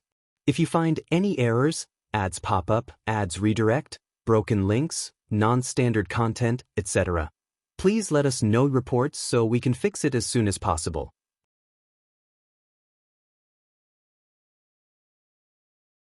Chapter 1307. Princess Consort's Anger. Princess Consort was growing increasingly irritated. She had never anticipated such behavior from the fourth Princess Consort. Xiao Yunduan served the crown prince, while the fourth Princess Consort presented gifts to Xiao Xian. It left her bewildered. What was happening here? Whether or not this individual was the spy dispatched by the fourth prince's household was beside the point. Xiang Rui possessed beauty and an appealing figure. She couldn't possibly be foolish to have been chosen by the fourth Princess Consort. The uncertainty of her intentions weighed on Princess Consort's mind. Neither Xiao Yunduan nor Xiao Xian could simply dismiss her. On the contrary, they had to treat her well because of her title bestowed upon her by the fourth Princess Consort. Princess Consort had nothing to fear. If an opportunity arose for her to gain favor with Xiao Yunduan, she could consider taking Xiang Rui as a concubine. Why not? Who could guarantee that such a situation would never transpire? The more Princess Consort pondered these thoughts, the more her annoyance grew. Nevertheless, she had never contemplated turning down the fourth Princess Consort's favor in favor of Xiao Xian. She was, after all, the Princess Consort, and she had to display respect for her sister-in-law, the fourth Princess Consort, in front of numerous witnesses. Otherwise, she'd be labeled as narrow-minded and petty. Such a reputation was something she couldn't afford. Princess Consort didn't arbitrarily send someone to the Xiao family. She had made a decision. She would assign someone to discreetly monitor Xiang Rui and ensure she didn't achieve her goals. Xiao Xian should have chosen someone clever to serve the crown prince, enabling Xiao Yunduan to take her as a concubine and assist in managing the household so that he could wholeheartedly serve the crown prince. With her resolve made, Princess Consort's anger began to dissipate. She smiled and turned to Xiao Xian, who was still in a daze. "Ms. Xiao, the fourth Princess Consort has shown her generosity. You should thank her." Xiao Xian's eyes widened, clearly taken aback by the situation. She remained silent, assuming that Princess Consort would come to her defense. Aren't they supposed to be a team, even if Princess Consort didn't hold her in high regard? Princess Consort couldn't possibly just stand by and allow the fourth Princess Consort to send the maid to the Xiao family, especially when the maid was so beautiful. Xiao Xian could easily discern the fourth Princess Consort's intentions. Attempting to keep her composure, Xiao Xian smiled and gracefully bent her knees. "Thank you for your generosity, fourth Princess Consort, but my humble abode cannot accommodate so many people, so I must respectfully decline your offer." Gasps filled the room as people exchanged bewildered glances. Had Miss Xiao lost her mind? How could she publicly disrespect the fourth Princess Consort like this? Regardless of Xiao Yunduan's status in the East Palace, he was just a lowly 5th-ranked officer, not even ranking above the 4th prince. Ms. Qiao wouldn't dare to do this unless she had a death wish. The 4th princess consort sneered, her tone biting. Madam Xiao, are you rejecting my offer? If you recognize my goodwill, why decline? Xiao Xian had intended to pressure her into accepting the proposal, but it seemed that she had become the one humiliated. Tian Shanshan sneered, deeming Xiao Xian too petty for such a public display. What noble wife from a prestigious family would act so ignorantly? Xiao Xian responded, her voice firm, I am not worthy of such kindness. Ridiculous! The 4th princess consort decided not to further embarrass Xiao Xian in public. That would be beneath her. Xiao Xian didn't merit such humiliation from her. She turned to princess consort, raised an eyebrow, and offered a half-smile. You share the same sentiment, princess consort? I merely intended to extend a kind gesture, yet you seem to think I have ulterior motives. Am I mistaken? If you find any errors, ads pop up, ads redirect, broken links, non-standard content, etc., please let us know reports so we can fix it as soon as possible.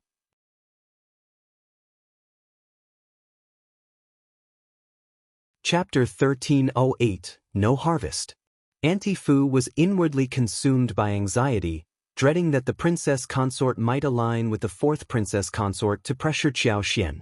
The 4th princess consort, constrained by her position, refrained from taking overt actions but silently cursed Xiao Xian for her lack of discernment. However, Xiao Xian remained resolute in accepting the princess consort's proposal. The princess consort discerned the intentions of the 4th princess consort. Nevertheless, Xiao Xian was in her company, and Xiao Yunduan served the crown prince, obliging her to address the 4th princess consort's inquiry with tact, avoiding causing embarrassment. Despite her internal frustration, princess consort found herself trapped in this predicament. Every stride taken by her and the crown prince was fraught with hardship and constraint. They were denied the freedom enjoyed by others. Xiao Xian had perceived the princess consort's dilemma and was reluctant to place such a burdensome decision on her. When princess consort finally spoke, it sealed her fate, and both she and her husband yearned to evade the looming predicament. 4th princess consort, there is no need to consult the princess consort. This matter falls under my purview, not yours. I humbly request your forgiveness, 4th princess consort. Princess consort breathed a sigh of relief, compelled to speak her piece. She forced a smile and added, 4th sister-in-law Ms. Qiao is absolutely correct. Ms. Qiao is a timid soul and does not merit any rewards. 4th sister-in-law, rest assured. Bah! The 4th princess consort responded with a derisive scoff. Internally, the princess consort sighed deeply and continued with a strained smile. This young lady is called Xiang Rui, correct? She possesses a unique and clever disposition. 4th sister-in-law, if you permit, I would like to take her under my wing. The princess consort didn't genuinely consider anyone from the 4th prince's mansion a significant threat. She merely offered an escape route to the 4th princess consort. In reality, she could easily take this man home and confine him in an available courtyard within the East Palace. The 4th princess consort's expressions softened momentarily. However, when she pondered how diligently Xiang Rui had been trained, she hesitated to squander her talents in the East Palace. She forced a smile and dismissed the offer, saying, let's drop the matter. Your establishment is filled with clever individuals. This response only deepened Princess Consort's irritation. She had extended a lifeline only to have it rejected. This man was truly exasperating. In that case, I shall take my leave. Farewell, Princess Consort. The 4th Princess Consort shot a glance at Xiao Xian and sneered. Madam Xiao, there's no need for such politeness. We'll have ample opportunities in the future. I'm confident in my ability to discern right from wrong and won't cause any trouble for Madam Xiao. Xiao Xian averted her gaze, as if she hadn't heard the comment. The 4th Princess Consort regarded her with disdain. Subsequently, Princess Consort, her daughter-in-law, and Xiao Xian departed. Others followed suit until they had all departed, leaving an atmosphere of palpable humiliation that discouraged onlookers from remaining. Princess Consort harbored considerable displeasure toward Xiao Xian. She instructed someone to inform Xiao Xian that she was fatigued and that she could head home directly. Xiao Xian yearned to distance herself from the Princess Consort and her family. Upon returning home, she consoled Li Xia and inquired about the extent of her injuries. Seeing Lixia's diminished anxiety, she found some solace. Initially, Li Xia felt tremendous guilt, blaming herself for her carelessness and the humiliation inflicted upon Madame Yuezheng. Xiao Xian shook her head gently. Someone is orchestrating these events against us. We can't entirely evade them. Try not to dwell on it. Li Xia remained bewildered for a while, only regaining her composure after some time. Was this a deliberate trap? She hadn't sensed it at all. Her despondency deepened. If she couldn't evade these schemes, she risked causing problems for Madame Qiao. She resolved to be more cautious in the future. If you find any errors, ads pop up, ads redirect, broken links, non-standard content, etc., please let us know reports so we can fix it as soon as possible. Chapter 1309, Grievance. Xiao Yunduan arrived home earlier than usual, his brow furrowed with concern as he glanced at Xiao Xian. Xiao Xian greeted him with a warm smile. "Darling, you're back early today." Xiao Yunduan gently embraced her. "Did you have a difficult day?" Xiao Xian pondered how to express her day's events, then looked up at him, her eyes blinking thoughtfully. "I encountered some individuals who tried to intimidate me, but I stood my ground, so I don't feel aggrieved." A trace of guilt crossed Xiao Yunduan's face. You shouldn't visit those places anymore. He wished they could spend time with familiar acquaintances, but he was wary of the palaces and residences of princes, kings, and monarchs. Xiao Xian offered a reassuring smile. "I thought you might want me to be present there." Working for the crown prince, she assumed he'd appreciate her visits to these prestigious mansions. Xiao Yunduan clarified, "Not unless there's a special occasion with a distinguished guest." "All right, I won't go then," Xiao Xian agreed. Xiao Yunduan smiled warmly. "If anything like this happens again, I'll stand up for you." "That's reassuring," Xiao Xian replied as they both took their seats. "I feel like I've helped you eliminate some undesirable connections." Xiao Yunduan was taken aback and quickly said, "No, that's not true. If you've heard anything suggesting otherwise, someone must be trying to sow discord between us." Xiao Xian was torn between laughter and tears. "I never suspected you. I just didn't explain myself clearly. Earlier today, when we were leaving, something happened involving the fourth princess consort." Xiao Xian proceeded to recount the entire incident, including how tea had been accidentally spilled on Li Xia and the persistent actions of the maid named Xiang Rui. Xiao Yunduan scowled. "The fourth princess consort is truly insufferable." Xiao Xian reluctantly accepted the proposal, realizing that this man was a persistent source of trouble that couldn't be easily shaken off. She put on a brave smile. "I turned down their offer directly, but it might make me seem jealous. Darling, if anyone speaks ill of me, you must come to my defense." "We should have declined their offer. We have no real connection to the fourth prince's mansion, and accepting such gifts for free would be improper." "My dear, you have no reason to be jealous. It's simply a matter of propriety. I'll be the first to reject anyone who dares to speak ill of you." "Really? Don't forget that promise, my love." Xiao Yunduan grinned. "I won't forget. I won't let anything harm Xian, even if it means serving the crown prince." Xiao Xian felt a warm rush of affection. Her husband remained the same caring and protective man she had always known, which brought her comfort.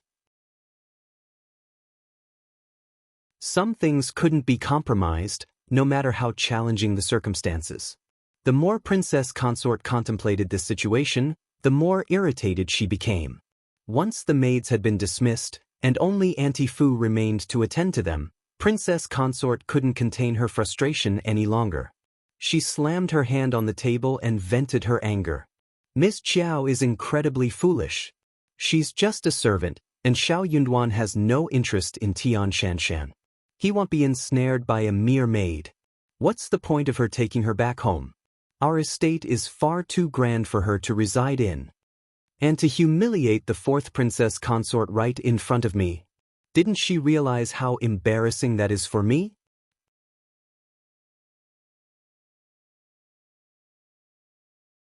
Chapter 1310, Princess Consort. She is merely the daughter of a concubine, raised in humble surroundings. Her audacity knows no bounds. Auntie Fu. Don't be upset, Auntie Fu offered tea with a smile. Madame Xiao and Officer Xiao are a young couple, and it's natural for them not to tolerate interference. Moreover, the fourth princess consort's gratuitous gifts are an attempt to force Madame Xiao into submission in front of so many witnesses. It's excessively ostentatious. Madame Xiao's refusal would indeed be a blow to the fourth princess consort's pride, but it would spare you a great deal of trouble. It could even impact Officer Xiao negatively. The princess consort sighed. I understand that fourth sister-in-law has ulterior motives, but I cannot disregard the royal family's dignity. If someone suggests that Miss Qiao is humiliating fourth sister-in-law due to my influence or approval, how can I defend myself? Aunt, you know how challenging these years have been for the crown prince and me. Miss Qiao is impulsive. She's just a maid, and we can find a way to manage her without confronting fourth sister-in-law like this. She is not a virtuous person, and she might cause trouble for Officer Xiao in the future. Auntie Fu's eyelids twitched as she asked, Princess Consort, are you suggesting? The princess consort pondered for a moment and replied, in a few days I will assign someone to her, thus quelling the rumors. We should act preemptively to prevent others from exploiting this situation. If she were more virtuous, she would have taken a concubine for Officer Xiao. She's quite short-sighted. Auntie Fu had no words to offer in response to the princess consort's statements. Madame Xiao's public rejection of the fourth princess consort had exposed her character. The princess consort didn't see much difference between her and the fourth princess consort. If Madame Xiao refused again, it would reflect poorly on everyone. If Officer Xiao remained silent regarding Madame Xiao, what was the point of the princess consort's intervention? Auntie Fu did not perceive any bias in the princess consort's attitude towards Madame Xiao. Madame Xiao treated people kindly and displayed great politeness and gentleness, which contradicted any notion of frivolity. However, the situation had unfolded primarily due to the actions of the fourth princess consort. Nonetheless, it was evident that the princess consort was still quite upset about the events of the day. Auntie Fu chose not to dissuade her directly but contemplated for a moment before suggesting, Princess consort, considering Officer Xiao's involvement, should we inform the crown prince first? Officer Xiao's standing differs from that of the other officers, given his refusal of the Tian family. Addressing this matter with the crown prince beforehand might help preserve Officer Xiao's relationship with him. They were all well aware of how deeply the crown prince valued Officer Xiao, a sentiment not solely rooted in Minister Old Yun's influence. Officer Xiao possessed notable capabilities, and the crown prince had spoken highly of him on numerous occasions. The princess consort consistently prioritized the interests of the crown prince. Upon hearing Auntie Fu's suggestion, she hesitated momentarily before nodding and agreeing, "You're right. I'll discuss it with the crown prince tonight." The princess consort promptly instructed the kitchen to prepare dishes that the crown prince favored and extended an invitation for him to join them for dinner, as she had something important to discuss with him.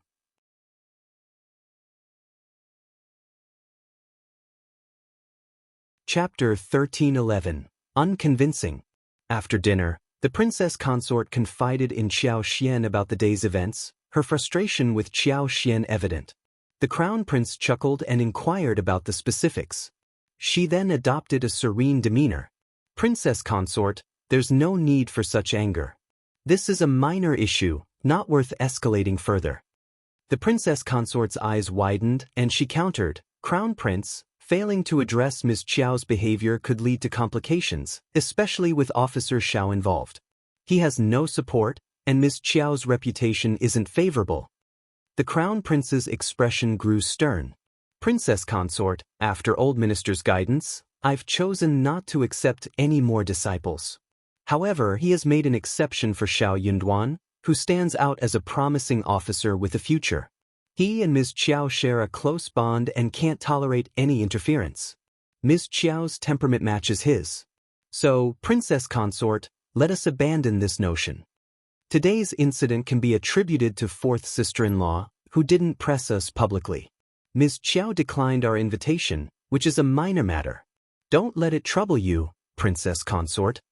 Despite the Crown Prince's reasoning, the Princess Consort couldn't shake off her lingering anger.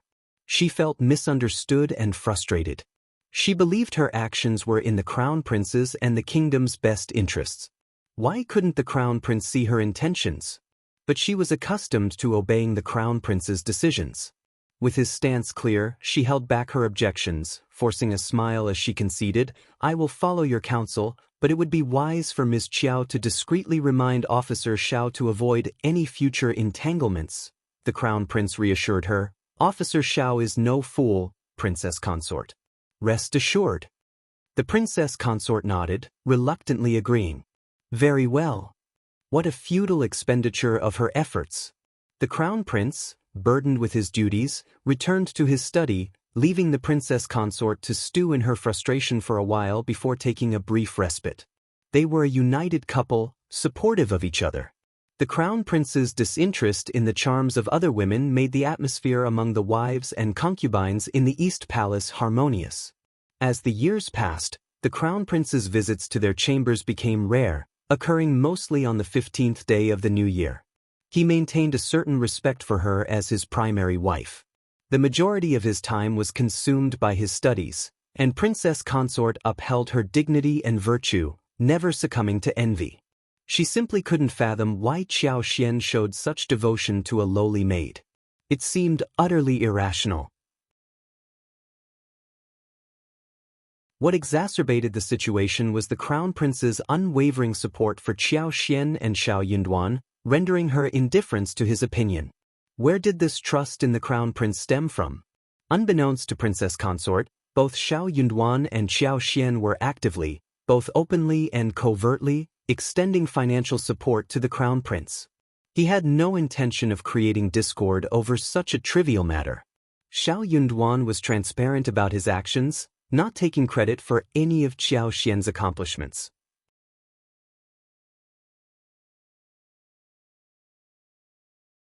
Chapter 1312. Not at all. The Crown Prince never anticipated that a woman of such capability would stir up any trouble merely due to jealousy. Furthermore, he couldn't help but wonder about the possibility of someone from the fourth prince's estate infiltrating the Xiao family and uncovering something sensitive.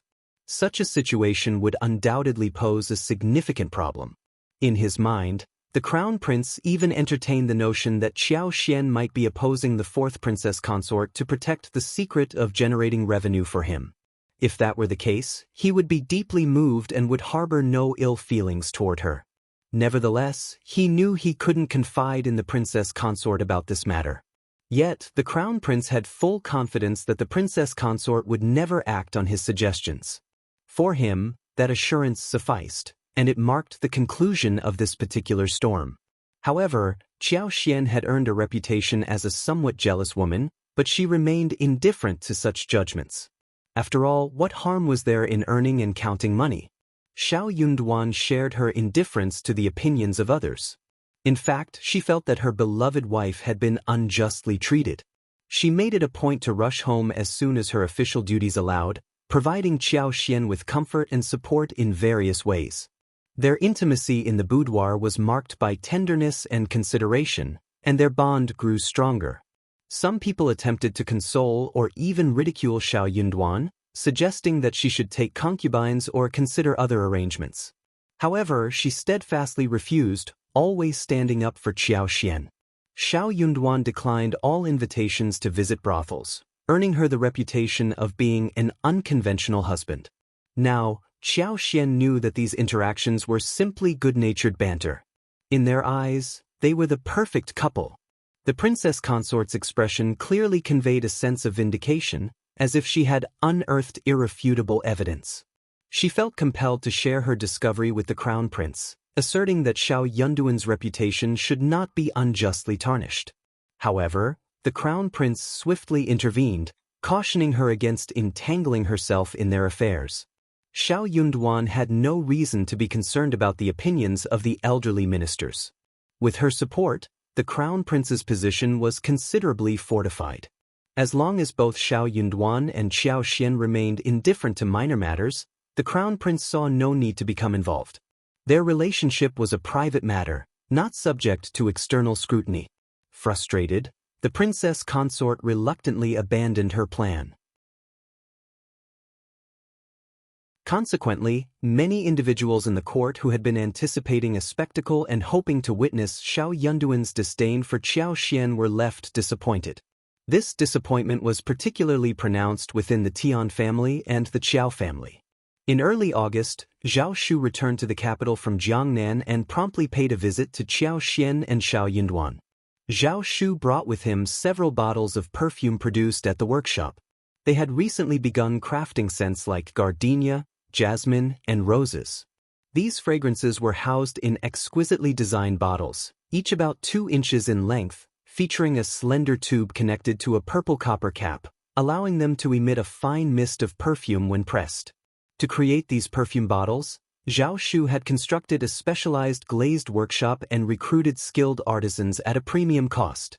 Each of these small bottles carried a price tag of 5 liang, but their quality justified the expense. Although the floral field was still in its infancy and the perfume workshop was in the early stages of blending, the perfumes produced boasted rich colors and an exceptionally pure fragrance. No noblewomen, madams, or ladies of the court could resist the allure of such fragrances.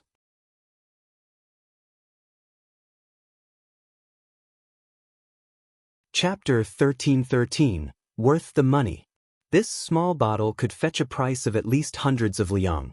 This is the second batch, and combined with the 20 pieces from the first batch, we now have a total of 56 pieces. I have brought 10 pieces with me for Madame Xiao to inspect, and I will arrange a clear distribution channel for the remainder. I will simply market them as imports from the West, destined for Su State and Jiangning. The asking price is 100 taels of silver per bottle. What are your thoughts, Madame Xiao? Xiao Xian could immediately discern the pure aroma and felt pleasantly surprised. She grinned. Young Master Zhao, your capabilities are truly impressive.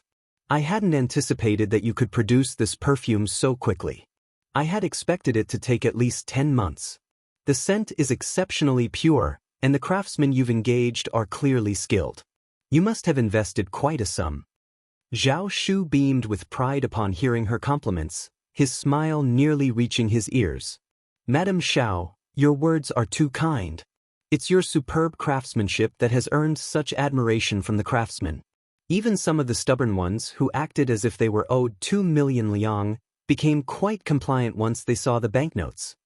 We can't just send them packing. It's definitely worth it. For years, he had been mired in pain and unresolved resentment, uncertain about his future. He had even experienced moments of despair. Even if his suspicions were true, lacking concrete evidence made it a futile endeavor. Zhao Mu was his father, always towering over him, rendering him powerless. Until he encountered Xiao Xian and Xiao Yunduan, who breathed new life into him and provided a fresh purpose. At last he had his own career. He felt a sense of accomplishment and pride he had never known before, grounding him and filling him with enthusiasm. He was finally driven. He knew that his mother's spirit in the heavens would be overjoyed to see him gather his life's purpose and chart a new direction. Xiao Xian smiled.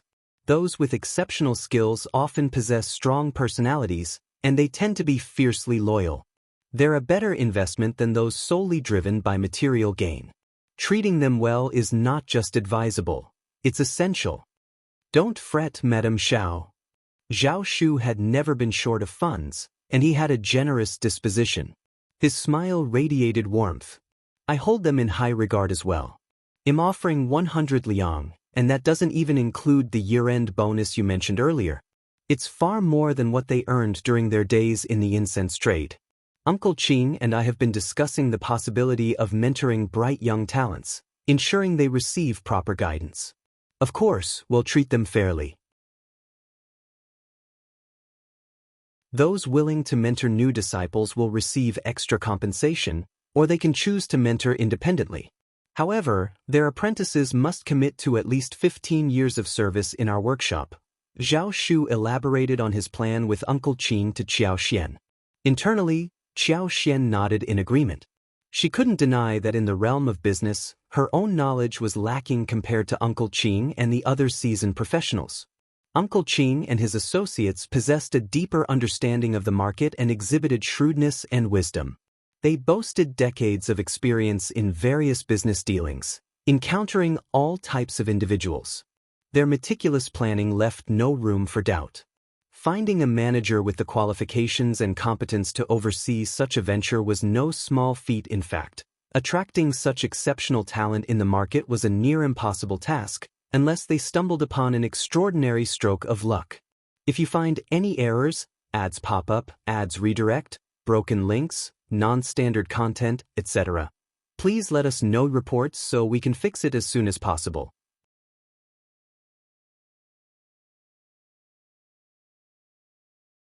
Chapter 13-14. Talk about business. Talents like these were either nurtured by various businesses from a young age or cultivated through individual efforts. Qiao Xian had a clear understanding. She wouldn't involve herself in things she didn't comprehend, and Xiao Yunduan was even more reserved. During discussions with Zhao Shu, he sat quietly by Qiao Xian's side, not interrupting. Initially, Zhao Shu felt uneasy, but he grew accustomed to it over time. Qiao Xian paid close attention and occasionally offered one or two suggestions. Her perspective differed from that of Zhao Shu and Uncle Qing, often enlightening them like a window into their minds. Zhao Shu and Uncle Qing were deeply impressed. It was no wonder that, besides Madame Xiao, Mr. Xiao didn't see anyone else of comparable stature in the entire empire. Regarding the perfume's price, Qiao Xian had no strong opinion, but she suggested that the prices for different fragrances should vary, all converging around 100 taels. Zhao Shu agreed and promised to discuss it further upon returning to Hangzhou. Price differences ranged from 12 to 34 taels. In any case, this product was precious, and the specific price mattered less. Following that, Zhao Shu shared some news about the Zhao family.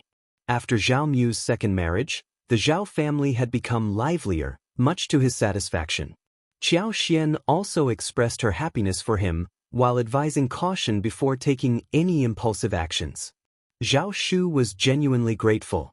However, he remained resolute in his quest to uncover the truth behind his mother's accidental death, regardless of the difficulties he might encounter.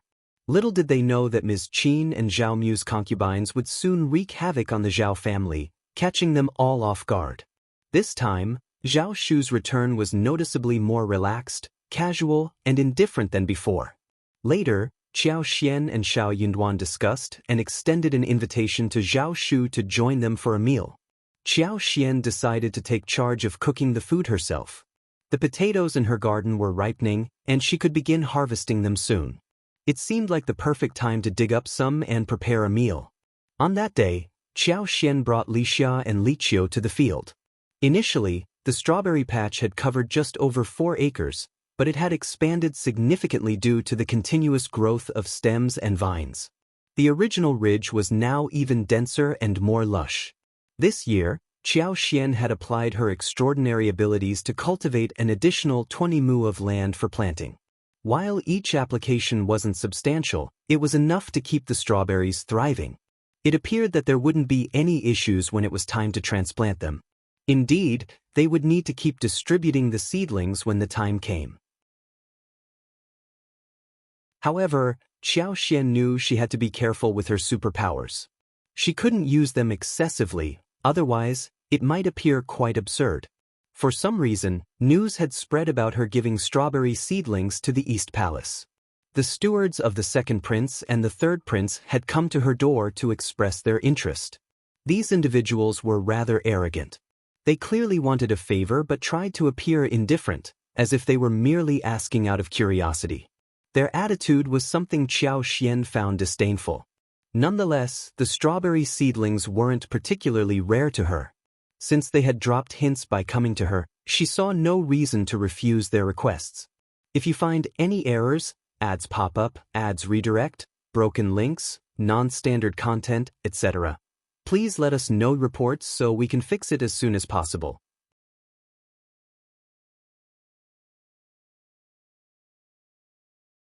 Chapter 1315, Strawberry and Potato. Xiao Xian had initially planned to promote her product, but now it seemed to align perfectly with her intentions. Furthermore, despite the fact that the person who came was just a mid-level manager, these noble households were all concerned about their reputation. They couldn't simply accept her goods for free, so they offered her numerous rewards in return. For instance, in the second prince's residence, there were 2 pouches, each containing a high-quality green jade pendant and a pearl the size of a thumb. In the third prince's residence, they presented her with 2 jars of top-notch West Lake Longjing tea leaves stored in silver tea jars. These cylindrical tea jars had lids, adorned with exquisite Xianxia patterns. Xiao Xian had provided each of them with 100 strawberry seedlings, a fair and equitable exchange. Treating this as a business transaction had proved to be very worthwhile. The adage that the customer is king held true. One shouldn't expect favors from God. After all, it was a matter of goods and money. With these 2 prominent families starting the trend, many other households sent their stewards to inquire. Given the generous rewards from the first 2 families, it was only natural that others wanted to match or surpass them.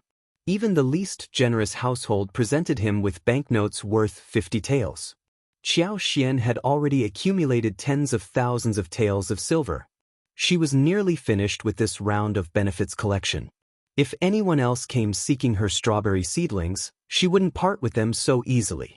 Regardless of the quantity of strawberry seedlings, they would need time to grow.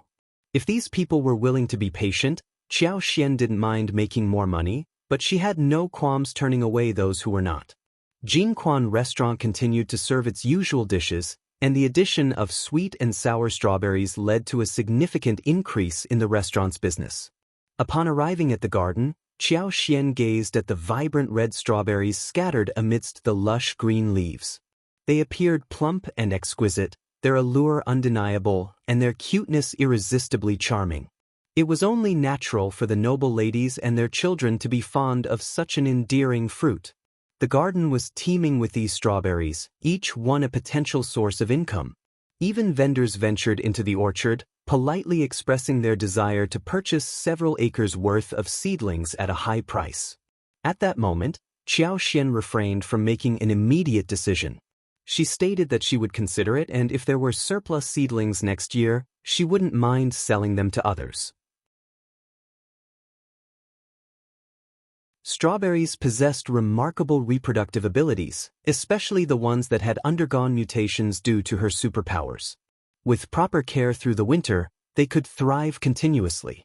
In a few years, their novelty would diminish and the market value would become more standard. Although it wouldn't command the exorbitant prices seen now, the overall profits would remain substantial if cultivated on a larger scale. Xiao Xian instructed Li Xia and Li Qiu to gather 2 baskets of strawberries, one for herself and one for Zhao Shu, while she personally dug up the potatoes. This yielded yet another pleasant surprise.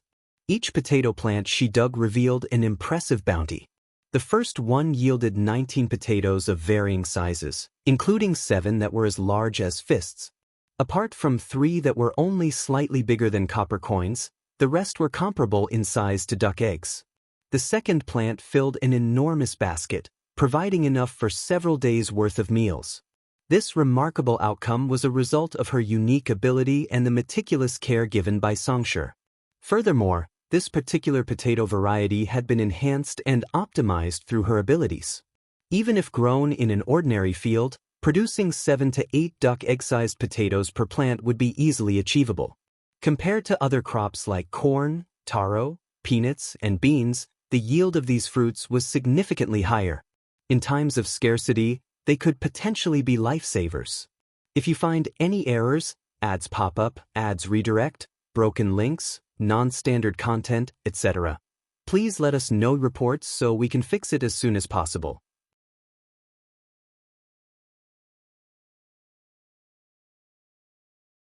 Chapter 1316. Abundant Production.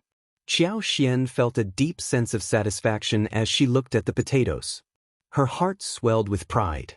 These were all the fruits of her labor, and in just a year, she had become the sole producer of such a bountiful potato harvest. With such a high production rate and the plans to scale up cultivation on their own land next year, she knew it was crucial to inform the Crown Prince. Taking credit for it themselves wouldn't be right, so they needed to share the news with the Crown Prince and request that he report it to the Emperor. However, these potatoes were essentially their family's property. Even if they had to contribute a portion to the imperial plantation for seed testing, the majority would remain with their family. In her interspace, Xiao Xian had also harvested some potatoes. When the time was right, she would incorporate them without drawing too much attention to it. After gathering strawberries and potatoes, Xiao Xian and her servant picked a basket of assorted fresh vegetables before heading home. Upon their return, she instructed Qin Yan to send a basket of strawberries to Zhao Shu and extended an invitation for him to join them for dinner the following evening. For tonight's meal, Xiao Xian prepared some spicy shredded potatoes, beef brisket with potatoes, potato pancakes, and 2 other potato-based dishes for Xiao Yunduan. Last year, they could only taste the potatoes sparingly, but this year, there was no need for restraint. They could enjoy them to their heart's content. It truly was a bountiful harvest. As Xiao Xian excitedly shared the news of the abundant potatoes with Xiao Yunduan, his eyes sparkled with astonishment and delight. To make her point even more persuasive, Xiao Xian encouraged him to witness the potatoes for himself, almost as if she were showing off. When Xiao Yunduan saw the basket of potatoes, Xiao Xian jokingly referred to them as 2 fruits, causing him to nearly burst into laughter.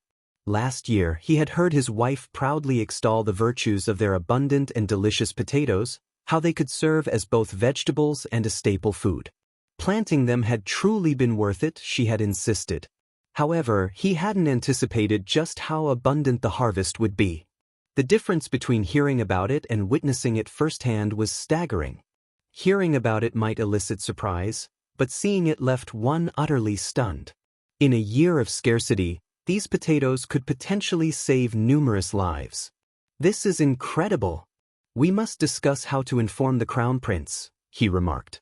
There was no way to keep such a matter hidden. Xiao Xian held his arm, raised her chin, and proudly said, "Let's wait a bit longer. We can discuss it when the potatoes look even better and are ready for harvest." These potatoes could remain in the ground for another 500 meters, allowing them to accumulate more starch and improve in quality. There was no need to rush. Xiao Yunduan nodded in agreement. "Then we'll wait a bit longer, as you say." Xiao Xian smiled warmly. "I'll try making more dishes to see how they taste. Since it's a bountiful year, you can enjoy as much as you want." Xiao Yunduan grinned. "I'll gladly follow my wife's lead." The following evening, Zhao Shu was invited over for dinner, and several dishes made from potatoes were served. Zhao Shu had grown up in a wealthy family in Jiangnan, a prosperous region with abundant resources, goods, and even access to overseas markets. Despite his extensive knowledge, he had never tasted potatoes before. While there might have been potatoes in Jiangnan, they had never been part of his culinary experience. Zhao Shu was genuinely intrigued by the dishes Xiao Xian had prepared. They tasted exquisite, and when he heard about the potato yield, he was genuinely astonished, despite his limited knowledge of farming. Uncle Qing, who was assisting at the table, couldn't conceal his amazement. The situation seemed almost too unbelievable. Unable to contain himself, he asked Xiao Xian for some potato seeds to plant in the south. Xiao Xian had the same idea in mind when sharing this news, so she readily agreed. "If you find any errors, ads pop up, ads redirect, broken links, non-standard content, etc., please let us know reports so we can fix it as soon as possible."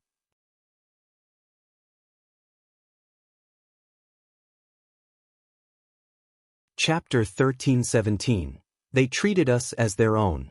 But let's keep this under wraps for now. "We'll discuss it when the time is right," Xiao Xian advised.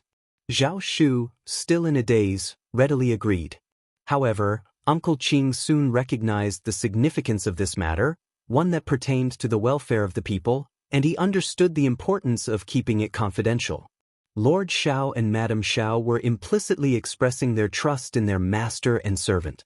After dinner, they departed from the Xiao family's residence. Uncle Qing knew that his young master didn't fully grasp the intricacies of the situation, so he proceeded to explain everything in detail. Only then did Zhao Shu fully comprehend the situation. He couldn't help but express his admiration. If we succeed, Lord Xiao and Madame Xiao will make substantial contributions. Uncle Qing smiled. Indeed, but this is a significant matter, and they may choose not to take credit for it. In my estimation, the recognition will likely go to the East Palace, which is why Madame Xiao advised us not to disclose this to anyone.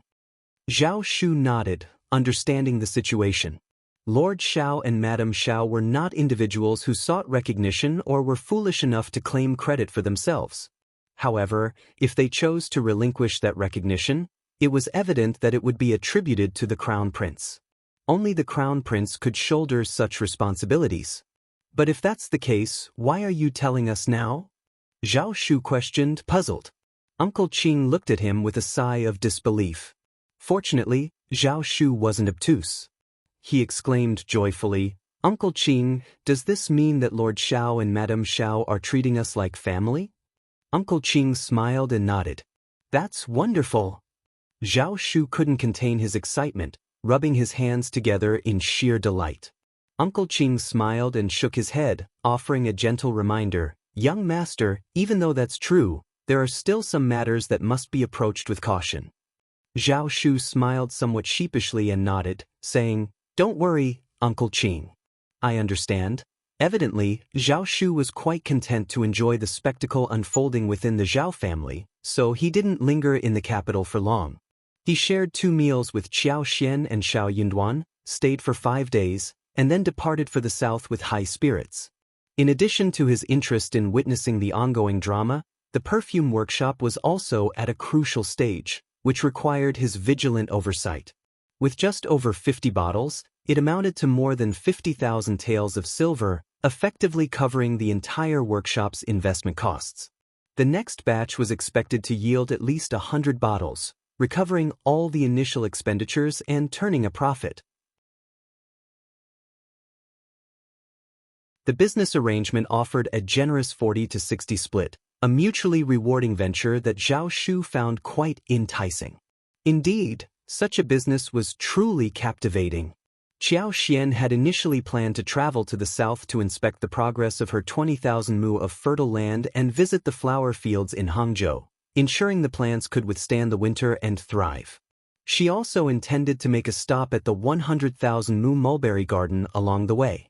However, half a month later, Prince Nuanua would lead a delegation to meet the Emperor of Great Qin. The Crown Prince and the Third Prince were tasked with hosting him, and Xiao Yunduan, as the Crown Prince's trusted confidant, had to stand by the Crown Prince's side to assist.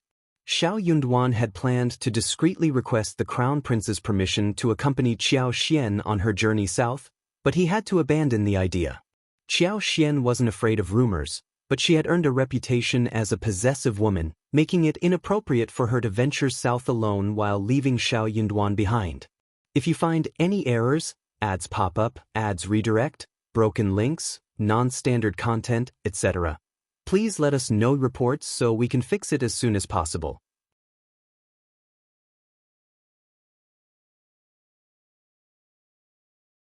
Chapter 13-18, The Crown Prince. While Qiao Xian wasn't concerned about people accusing her of jealousy, a bit of apprehension lingered in her mind.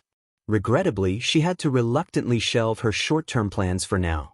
Once the current matter was resolved, she would arrange another trip before the new year.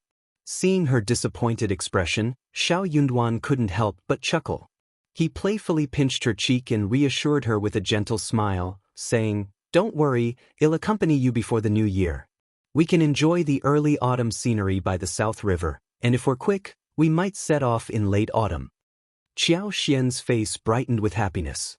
That sounds wonderful. Jiangnan must have its own unique charm in the early autumn and winter. And, not to mention, there should be plenty of crabs. Qiao Xian had been concerned that circumstances might change. Obtaining leave was no easy feat for civil servants nowadays, especially when it meant leaving the capital. Xiao Yunduan was highly regarded in the East Palace, and any departure could raise suspicions of secret dealings or political maneuvering. With these thoughts in mind, Xiao Xian hesitated. She gently tugged at Xiao Yunduan's sleeve, looking up at him as she proposed, "How about, you don't go? I can go on my own. We can simply inform them that I've gone to a nunnery to partake in vegetarian meals and pray for blessings. I won't be back for a while. Better yet, we don't need to provide any explanation at all." In truth, she wasn't a prominent figure, and her absence for a month or two wouldn't raise many questions. The only person who truly cared about her was her husband. However, Xiao Yunduan wasn't inclined to agree. As far as he was concerned, if they could be together, then they should be together. He had no desire to leave his wife, particularly in this season. Returning to an empty room at night and sleeping alone was a prospect he found quite uncomfortable. Having his wife by his side, even if they simply embraced each other and drifted off to sleep, made for a much more restful slumber. Xiao Yunduan smiled and reassured her, "Don't worry, as soon as I mention it, the Crown Prince will make the necessary arrangements for us. There are plenty of tasks that need attention in the south before the new year, so we can be assigned one of them." Xiao Xian was momentarily surprised, but then she playfully tapped her forehead, suddenly realizing the solution. "I can't believe I overlooked that." They exchanged smiles. Indeed, Xiao Yunduan could contribute to the Crown Prince's coffers during his trip to Jiangnan before the new year. Like every household, the East Palace had its own substantial expenses to cover before the Lunar New Year. It was an annual endeavor filled with meticulous planning and, at times, even involved diverting resources from one area to another. Few could fathom the extent of their financial struggles. It wasn't that the emperor didn't know how to reward his people, however, the rewards typically consisted of valuable antiques, luxurious clothing, exquisite brocades, and exotic tributes from around the world. Silver, on the other hand, was often limited to a mere 1,000 taels, which was far from sufficient.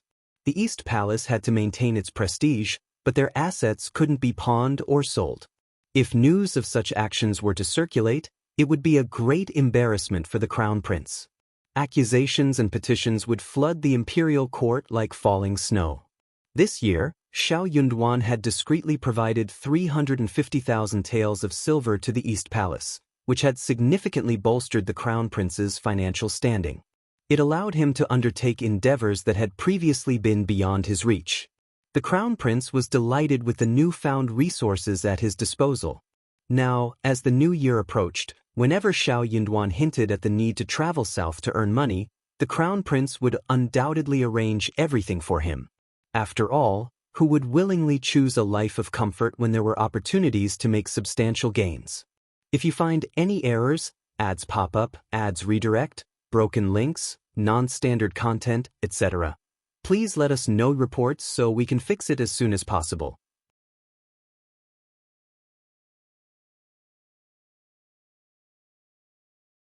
Chapter 1319. Looking at Industries in the Suburbs. While Xiao Xian had forgotten about this detail, Xiao Yunduan had not. Her excitement was palpable. It wasn't a matter of having a poor memory, rather, she hadn't taken this matter very seriously. Although she had contributed 350,000 taels of silver to the Crown Prince, it was essentially a portion of the 300,000 taels she had originally given him, transferred directly from Zhao Shu. The additional 50,000 taels was a dividend from the perfume workshop that hadn't cost her anything. In contrast, Zhao Shu's finances had seen a significant boost since the previous year. Xiao Xian hadn't attached much importance to the 350,000 taels of silver, as it didn't affect her significantly, so she hadn't considered this matter until now. Finally, it dawned on her. Of course, as a couple working for the Crown Prince, a trip to Jiangnan should be arranged without any fuss. Xiao Xian even contemplated whether the lack of retaliation from the fourth princess consort after their public confrontation was orchestrated by the East Palace. After all, the fourth princess consort didn't strike her as a magnanimous person. Considering these factors, Xiao Xian concluded that earning money for the crown prince might not be such a bad idea after all. Since she had the opportunity to travel to the south before the new year, the exact timing didn't matter to her anymore. With Xianxia already overseeing the 1,200 mues of land in Cloud Water Town, Xiao Xian and Xiao Yunduan decided to visit the town together, as Xiao Yunduan would be occupied in the next 2 to 3 days. Upon arriving at the Xiao family's farm in Cloud Water Town, they were greeted by a spacious and well-lit main courtyard. Several magnolia, sweet osmanthus, and pomegranate trees adorned the yard, while local persimmon, walnut, peach, and other trees were planted outside, all according to Xiao Xian's preferences. Beyond the main courtyard, the servants' quarters, warehouses, and storage rooms were all thoughtfully organized and constructed. The tenant houses were situated on the outermost perimeter of the property. Rows of standardized, small courtyard houses, all constructed with green bricks, created a neat and orderly appearance. Even the ground was paved with green bricks, maintaining a clean and well-kept appearance. Each courtyard house was surrounded by structures on 3 sides, with the main building being a uniform, 2-story structure. These courtyards, while modest in size, were equipped with all the essential amenities. All of this had been constructed based on Xiao Xian's specifications. Xianxia initially thought it was an unnecessary expense and overly generous to the tenants, but he complied with Xiao Xian's wishes.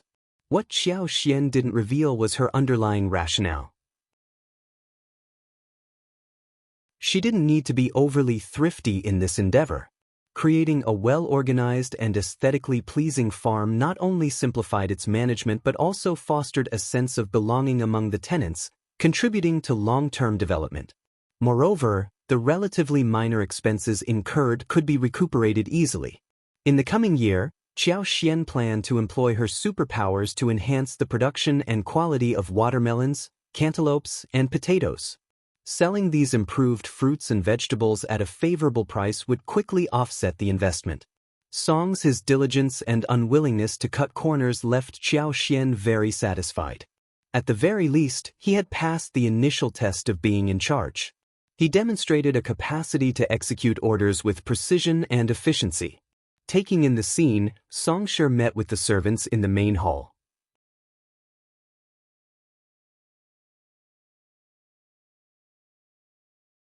Chapter 1320, Meeting Someone.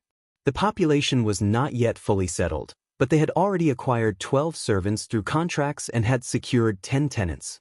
Xianxia couldn't help but feel a bit nervous. Before stepping inside, he hurriedly offered a smile and said, "This servant has never handled such affairs before. Though I did consult with young Master Zhao's family steward, I'm afraid there may be aspects I haven't managed well. If the master and madam are not pleased with anyone I've acquired, I will sell them off. In the future, I will make more careful choices and pick out the better ones. Don't be anxious," Xiao Xian reassured him with a smile.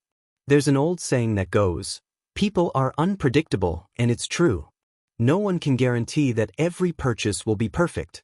I can see that you haven't been neglectful, and if you choose to focus on it later, you can take your time when you gain more experience. Xiao Yunduan chimed in jest, "You usually exude such confidence and poise, so why are you so jittery now? Rest assured, my wife and I won't be overly critical of your choices." Relieved, Xianxia let out a sigh and his ingratiating smile became more genuine. "I understand that the master and madam are kind-hearted individuals." Next, the farmers they had purchased were summoned. There were a total of 12 individuals, 5 women and 7 men. Among them, 5 were families, and 2 children were under the age of 10. Meeting their true masters for the first time, the 12 of them were far more nervous and uneasy than Xianxia.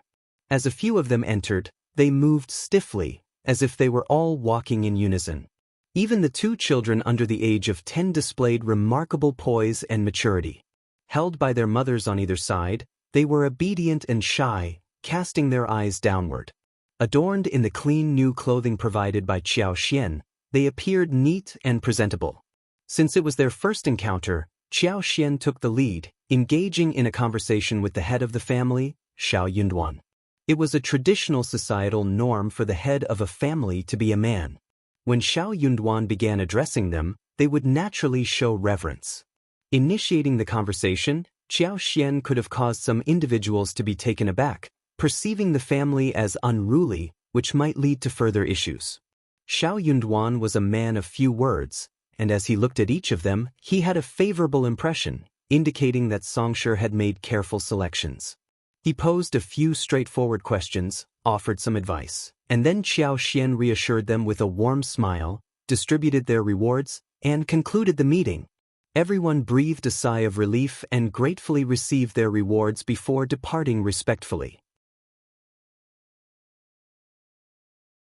Given that they could purchase numerous plots of land, it was evident that the family was affluent. Upon their arrival, they were given exceptional treatment, with ample meals, new clothing, comfortable accommodations, regular meat and fish in their diets, and even a monthly salary, all of which exceeded the expectations of ordinary families. Manager Songsher had mentioned that if the master was unsatisfied, they would not be allowed to stay. However, when they paid their respects to the master, not everyone was anxious. They had successfully cleared the stage, and their relief was palpable.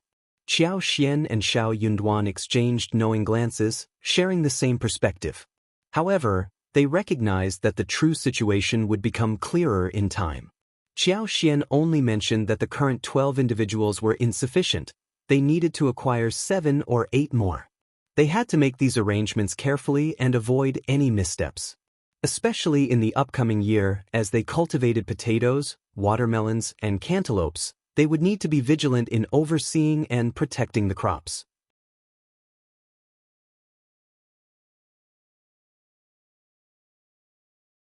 Chapter 1321. Staying for the time being. They decided to purchase a few more intelligent dogs to rear in the future, which would prove beneficial for their patrols.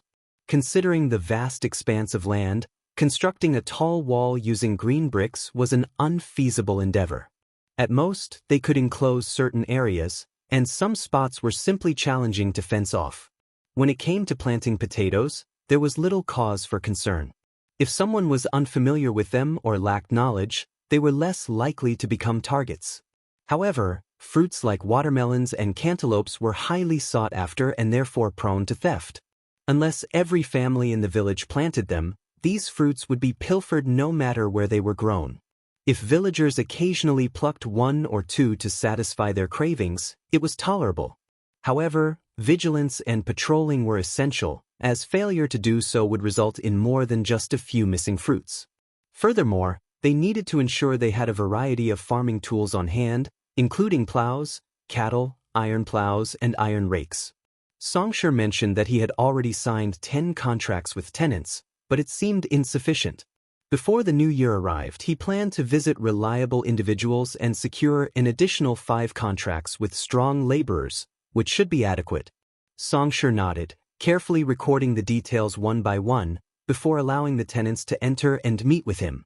The tenants living in the small green brick courtyard were similar to the farmers, exhibiting timidity and nervousness. They were apprehensive that any disagreement with their boss could lead to their eviction.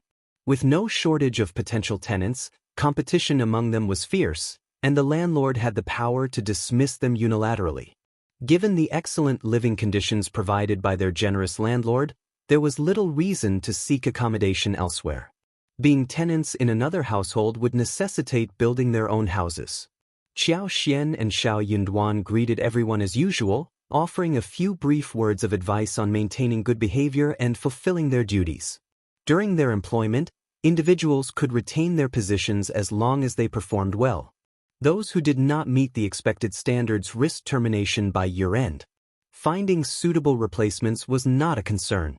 The constant threat of dismissal kept most employees from taking any impulsive actions. Qiao Xian believed that the terms offered to the tenants were quite enticing. As long as they possessed some level of competence and aspired to lead a respectable life, they were unlikely to jeopardize their employment. Leaving the fields fallow was not an option, and it provided an opportunity for cultivation. Additionally, it allowed Songsher to gain experience. In the following year, they intended to cultivate potatoes, watermelons, and other crops. Familiarity with these crops would reduce their management worries. After all, Xiao Xian planned to return to Shouting Village and head south in the spring. Enhancing her superpower was vital for the growth of the mulberry garden and flower fields. It was an investment. Her ability to harness and manifest her superpower depended on this development. So, Xiao Xian discussed with Xiao Yunduan and requested that Songshe organize the tenants to cultivate 500 mu of cabbage and 300 mu of white radishes, which had a shorter growth cycle. With Xiao Xian's superpower, they could reduce the growth time by 10 days, 8 days, or even half a month. These seemingly small time savings held significant advantages in the market. Furthermore, vegetables nurtured by her superpower were not only tastier but also of higher quality and longer shelf life.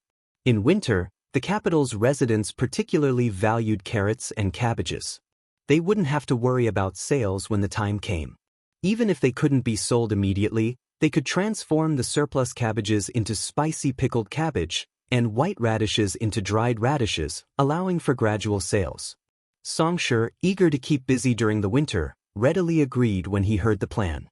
"Don't worry, old master and madam. I will make all the necessary arrangements diligently. I will oversee daily operations, handle vegetable cultivation, hire and manage labor, acquire farming equipment, tend to the cattle, erect fences, plow the fields, and everything else. Nothing will be left unattended. If you find any errors, ads pop up, ads redirect, broken links, non-standard content, etc., please let us know reports so we can fix it as soon as possible."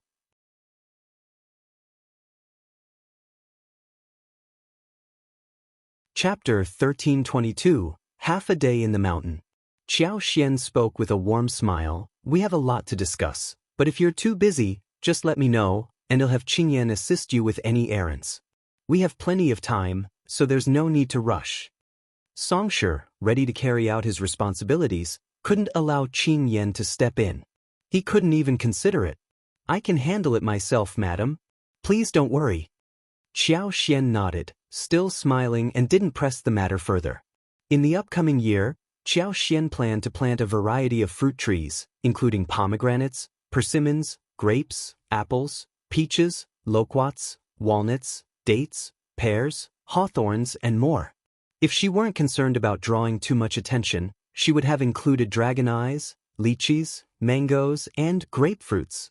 Nevertheless, even if she couldn't plant them all, she had them in her interspace. She also intended to raise chickens, ducks, geese, and possibly a few more goats if conditions allowed. This would provide a steady supply of eggs, meat, and even goat's milk.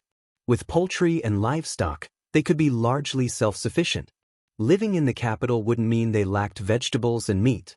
Since the main courtyard wasn't yet fully furnished, Xiao Xian and Xiao Yunduan prepared to depart. However, it was still early, and Xiao Xian wanted to take a hike in the nearby mountains. Autumn, especially in the advanced season, was the perfect time for mountain hikes. If we're lucky, we might stumble upon some mushrooms in the mountains. There tend to be more mushrooms in the northern forest during autumn, and they're usually plump. With her presence, good luck was almost guaranteed. Xiao Yunduan smiled and agreed. "Sounds like a plan. Let's enjoy lunch here before heading up the mountain. We can ask Lixia and Lichio to prepare a bowl of noodles." It had already been half a day, and going up the mountain on an empty stomach was out of the question. Xiao Xian agreed with a smile and requested Lixia and Lichio to use the servant's kitchen to prepare some food. Although there was a kitchen for the master in the main courtyard, it had not been fully furnished yet. Everything was still in the process of being set up, and Xiao Xian and Xiao Yunduan planned to stay here for a few days. Before long, Lixia and Lichio arrived with freshly rolled noodles, which were slender and pale, emitting a tempting aroma.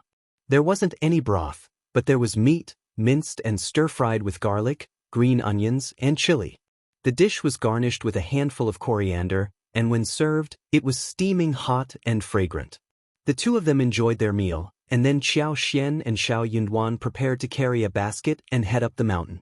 Lixia and Lichio had become accustomed to this routine. They knew the old master didn't want them to be a bother. However, Qingyan felt a bit uneasy. He couldn't help but quietly ask his two sisters, Sister Lixia, Sister Lichio, Isn't it risky for the old master and madam to go up the mountain alone? We could assist by carrying the basket for them. If the terrain is challenging, we could scout ahead. Li Xia burst into laughter. You're very clever and thoughtful, but there's no need to worry so much. The old master and madam enjoy mountain climbing, and they prefer doing it on their own. Li Qiu chimed in, smiling. Our old master and madam are quite strong. If they say they don't need help, then they don't. Let's just stay here and enjoy the peace of this manor. It's quite nice to explore around. Upon hearing their reassurance, Qin Yan smiled and felt relieved. If you find any errors, ads pop up, ads redirect, broken links, non-standard content, etc., please let us know reports so we can fix it as soon as possible.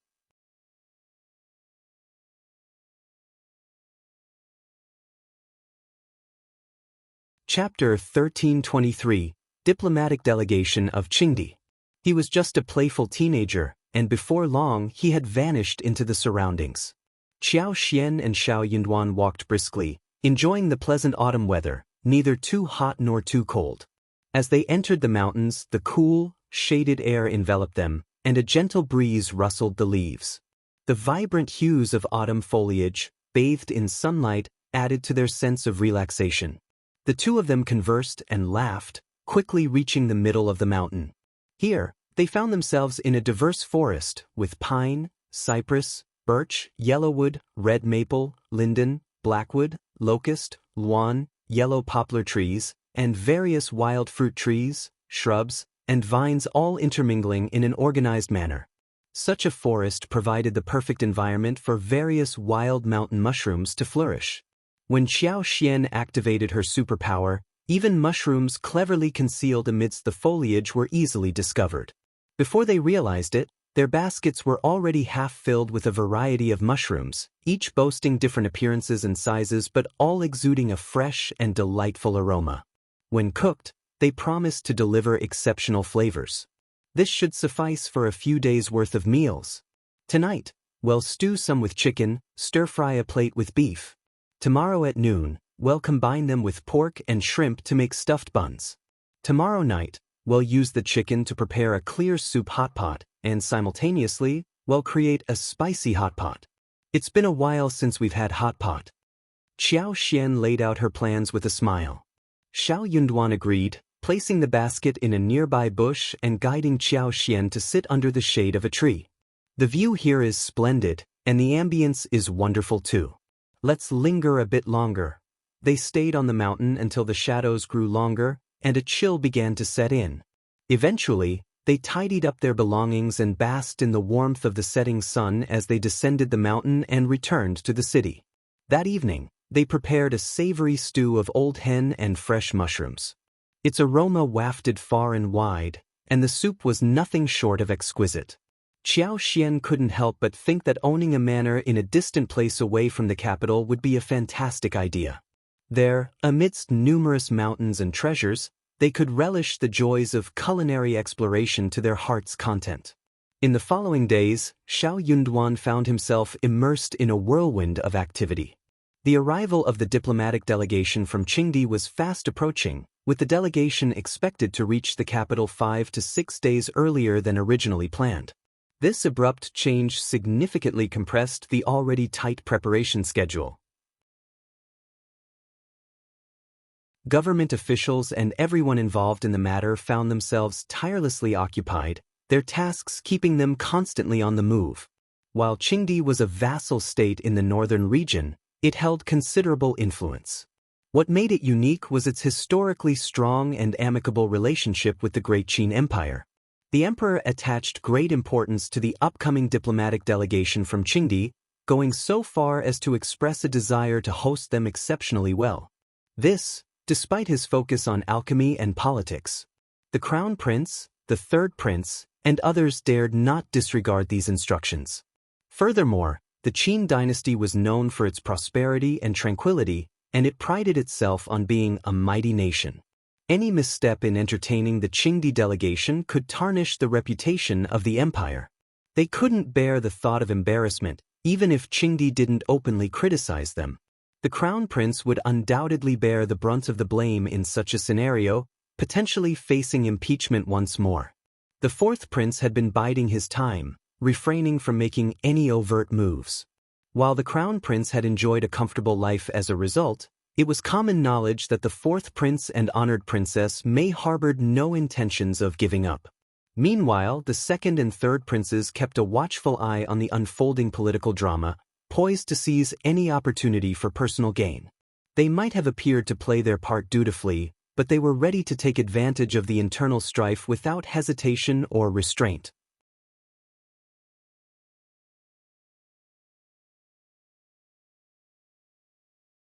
Chapter 1324, Busy Treating. When it came to hosting foreign diplomatic missions, it was only fitting for the crown prince to take charge, a duty that also reaffirmed his stable status as the crown prince. Declining this responsibility was not an option for the crown prince. Even if the emperor harbored dislike for him, he would have seized this opportunity. Given the circumstances, there was no ideal solution. The only course of action was to make every effort to excel in this role and remain vigilant against the third prince's schemes. Finally, on September 11th, Prince Nuonua of Qingdi arrived in the capital with nearly 300 individuals in tow. The crown prince instructed the third prince to lead officials from the Ministry of Rights, Ministry of Revenue, Honglu Monastery, and the East Palace to go outside the city to welcome Prince Nuonua and his entourage. The crown prince himself, attired in full court regalia, assembled the two princes and a retinue of civil and military officials to establish a ceremonial guard within the intermediate court, awaiting their arrival.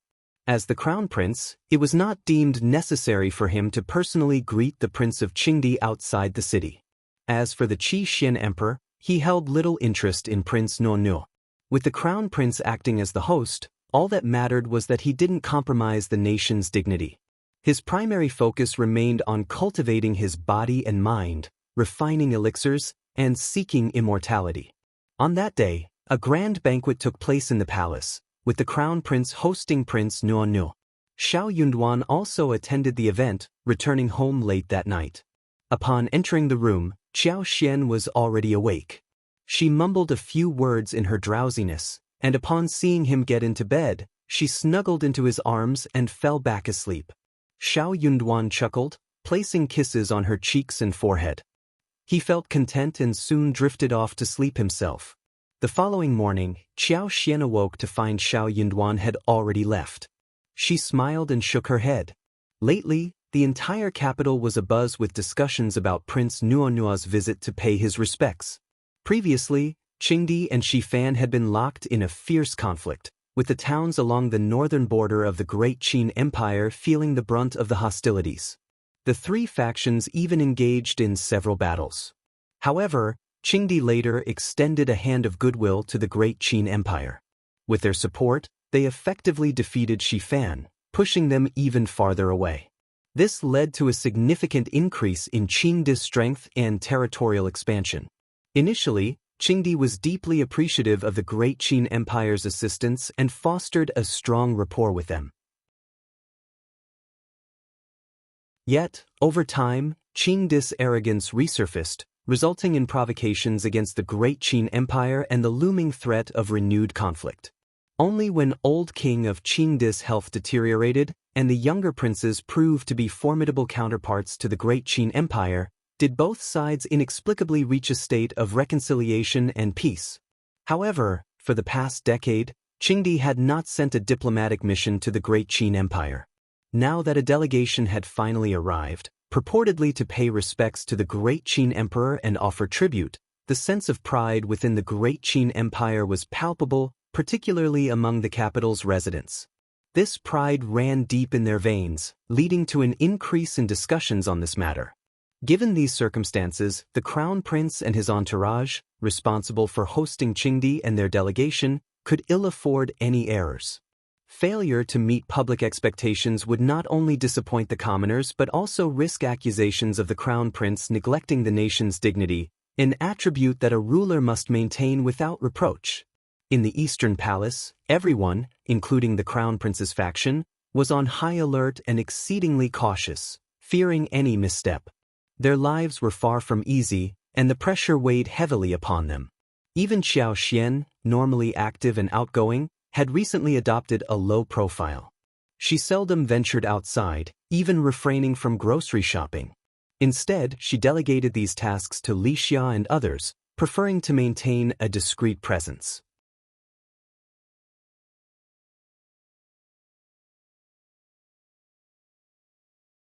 Chapter 1325, Princess Consort's Summoning. Xiao Xian went to Cloud Water Town to emphasize to Xianxia the importance of avoiding conflicts at all costs, regardless of the circumstances. She stressed that in situations where progress was challenging, there was no need to rush or become anxious. When faced with difficulties or peculiar situations, Xianxia must remember not to make decisions independently but rather report them. Every aspect of their daily operations needed to be meticulously managed and handled with great care. There was a saying that even a 1,000-mile dam could be destroyed by an ant's nest. Failure to catch mistakes at the East Palace could potentially lead to a situation where they slowly and insidiously orchestrated issues from a small scale, eventually implicating the East Palace or even the Crown Prince. Such occurrences had transpired in the past. Regardless, Xiao Xian was determined not to make any mistakes. However, she hadn't anticipated that Princess Consort would send for her to visit the East Palace. Auntie Fu, who was accompanying Princess Consort, didn't appear to be in great spirits either. Xiao Xian grew anxious and inquired about the situation. Auntie Fu wore a bitter smile as she replied, "Madam Xiao, please don't worry. It's not a major issue, but it's also not particularly significant. Madam Xiao, please accompany me to the East Palace, and you will learn all the details when you meet with Princess Consort." Although Auntie Fu's response didn't provide a clear answer, she conveyed that the matter was not serious. Xiao Xian trusted Auntie Fu's judgment. "Very well, I'll trust your judgment," Xiao Xian replied with a relieved smile. Auntie Fu smiled back, relieved that she hadn't pushed for further details. Xiao Xian was received by Princess Consort in the daily living area. She couldn't help but notice the initial frown on Princess Consort's face upon her arrival, indicating that she held some reservations about her. However, Xiao Xian couldn't fathom how she had managed to offend Princess Consort, considering she hadn't even left the house for a while. Princess Consort greeted her and offered her a seat. "We're on the same side, so there's no need for formalities," Princess Consort began. "Ms. Qiao, Prince of Qingdi has requested a few specific dishes, and our imperial chefs are at a loss. We heard that you possess culinary skills, and am uncertain whether you can provide a solution. If you can, we would greatly appreciate it. If not, Auntie Fu, please provide her with the details." Princess Consort sighed and rubbed her temples, appearing somewhat distressed. The court, the East Palace, and the nobility had enlisted the finest cooks in the world, but none had managed to devise a solution. Princess Consort harbored doubts that Xiao Xian could achieve what others could not. The Crown Prince didn't know who had suggested involving Xiao Xian, but it seemed like a last-ditch effort. Yet, what other options were available apart from this final attempt? The Great Qin Empire was renowned for its abundant resources and capabilities. Yet, Prince of Qingdi had merely requested a few dishes and remained unsatisfied. It was a situation that left no room for embarrassment. The Great Qin Empire couldn't afford to lose face, and neither could the Crown Prince. The origins of this issue were not particularly complex. The Great Qin Empire valued etiquette and extended warm hospitality to Prince Nuo and the Delegation as per their customs. However, such niceties were not well received by the uncivilized and proud state of Qingdi. Initially, they may have held some fear and reverence towards the Great Qin Empire. However, the empire's graciousness and hospitality inadvertently fueled their arrogance. The sheer opulence of the Great Qin Empire only heightened their envy and amplified their pride, making the situation even more awkward. If you find any errors, ads pop up, ads redirect, broken links, non-standard content, etc., please let us know reports so we can fix it as soon as possible.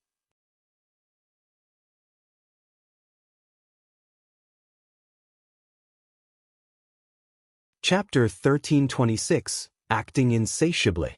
Coincidentally, The drill ground competition that took place 2 days prior had traditionally been Qingdi's fort.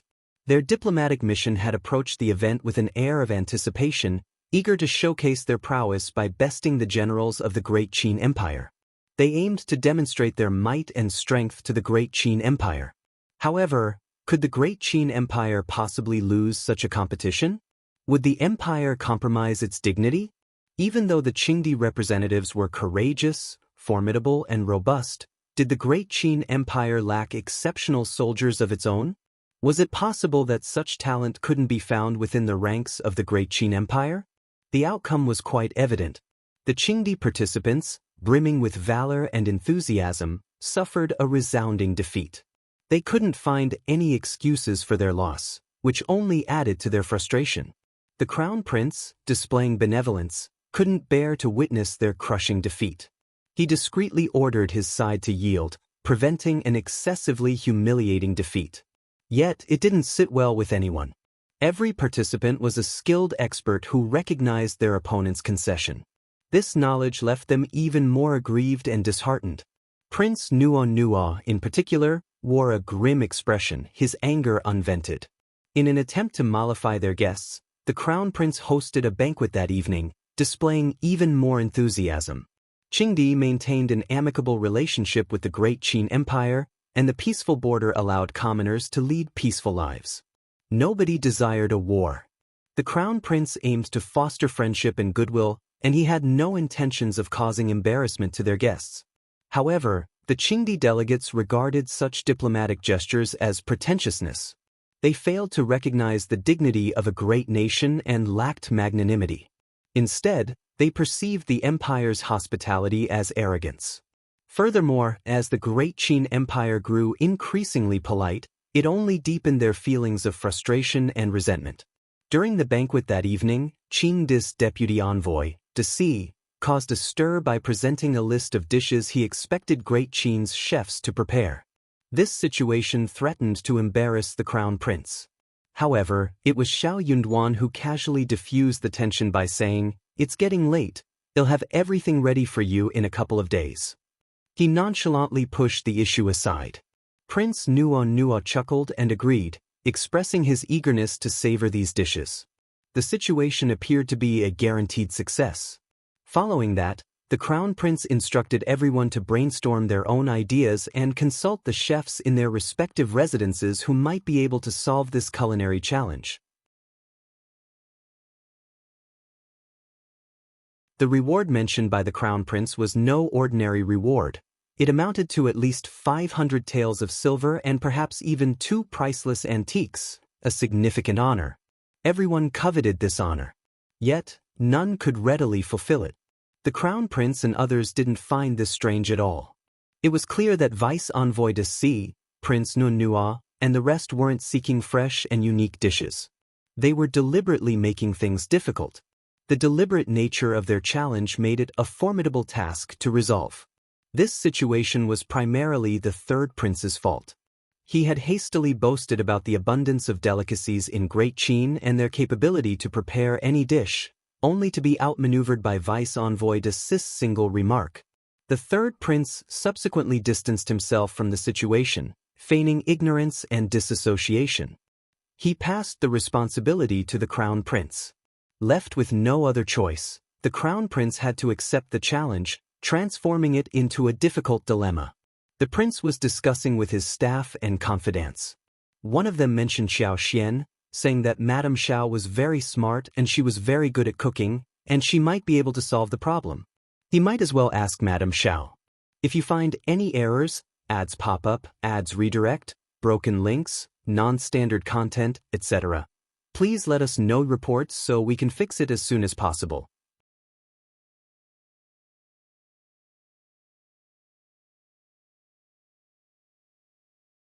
Chapter 1327, Unconcerned. Xiao Yunduan enjoyed high regard from the Crown Prince, and many of the Crown Prince's ministers and advisors held him in high esteem.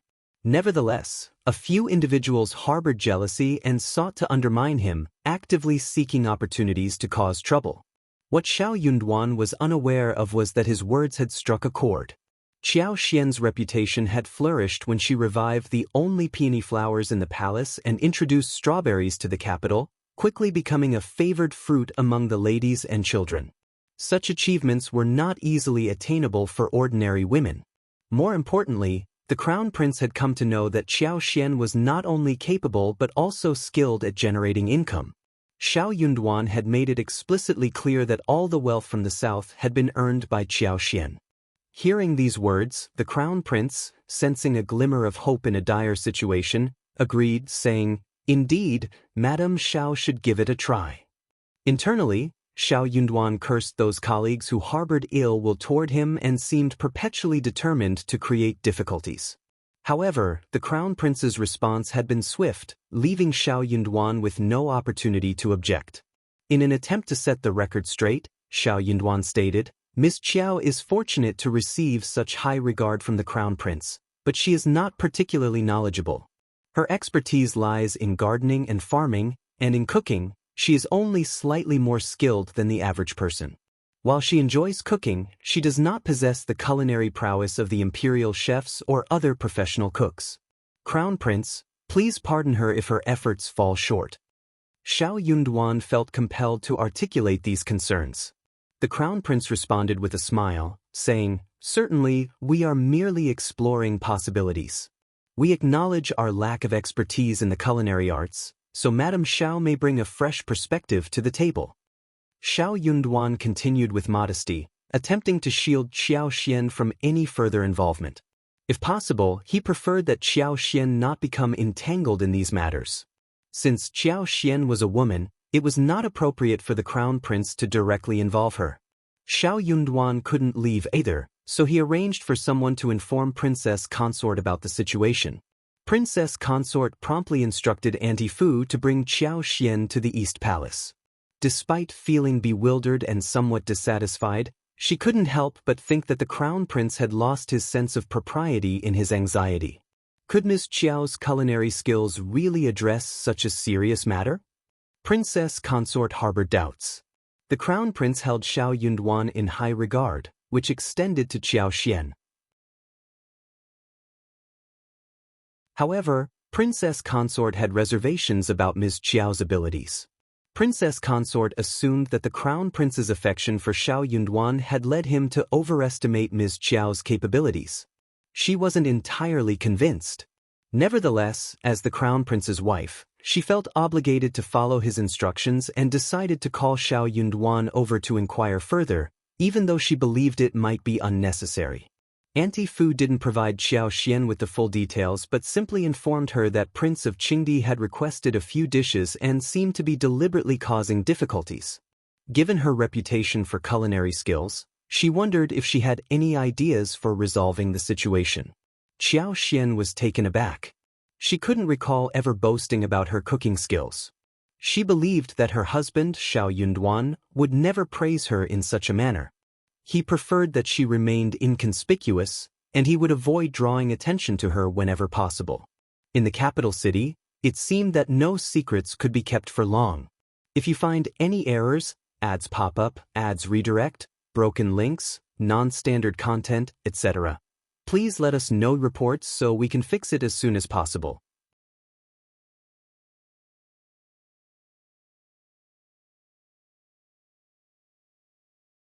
Chapter 1328, Qingdi Making Things Difficult. Auntie Fu exclaimed, "The first dish is a concoction of both chicken and fish, each prepared in a unique way. The second dish offers a delightful contrast of flavors, both cold and hot. Now, the third dish is a live braised carp." Xiao Xian, who had been quietly shocked all along, couldn't hide her surprise when she heard about the live braised carp, turning to Auntie Fu instinctively. Auntie Fu sighed and explained, "It's not your typical braised carp. It's a carp that remains alive even after the braising process." Xiao Xian was left speechless. Who would have thought that Qingdi, often criticized for their perceived lack of manners, could also display such culinary sophistication? It was clear that if they didn't know what they were doing, they wouldn't have attempted something so extraordinary. Princess Consort couldn't contain her frustration, even though she was already aware of the situation.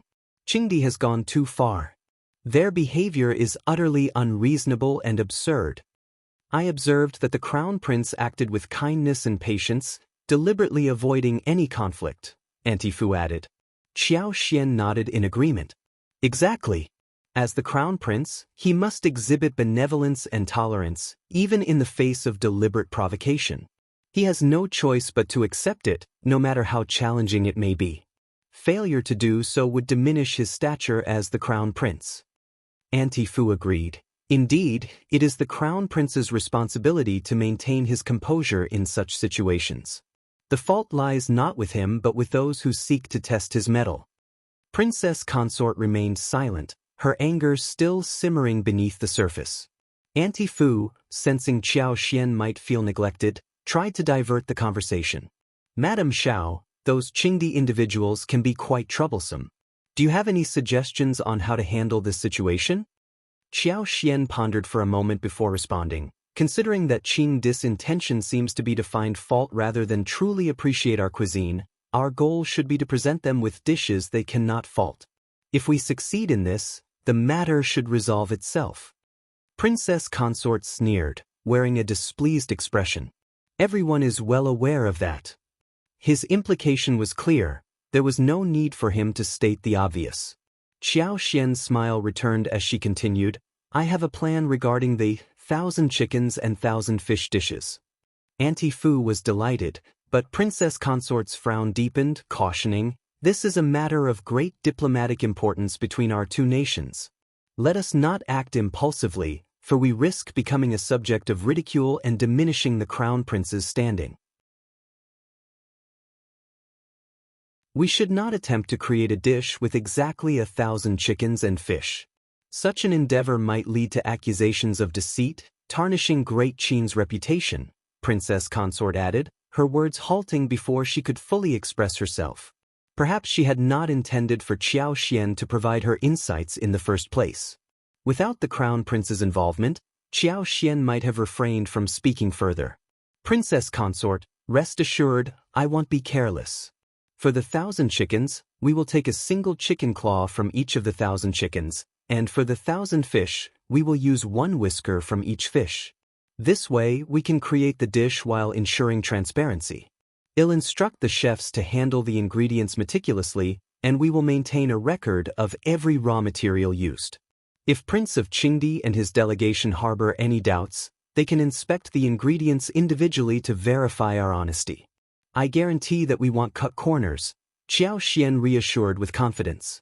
If you find any errors, ads pop up, ads redirect, broken links, non-standard content, etc., please let us know reports so we can fix it as soon as possible.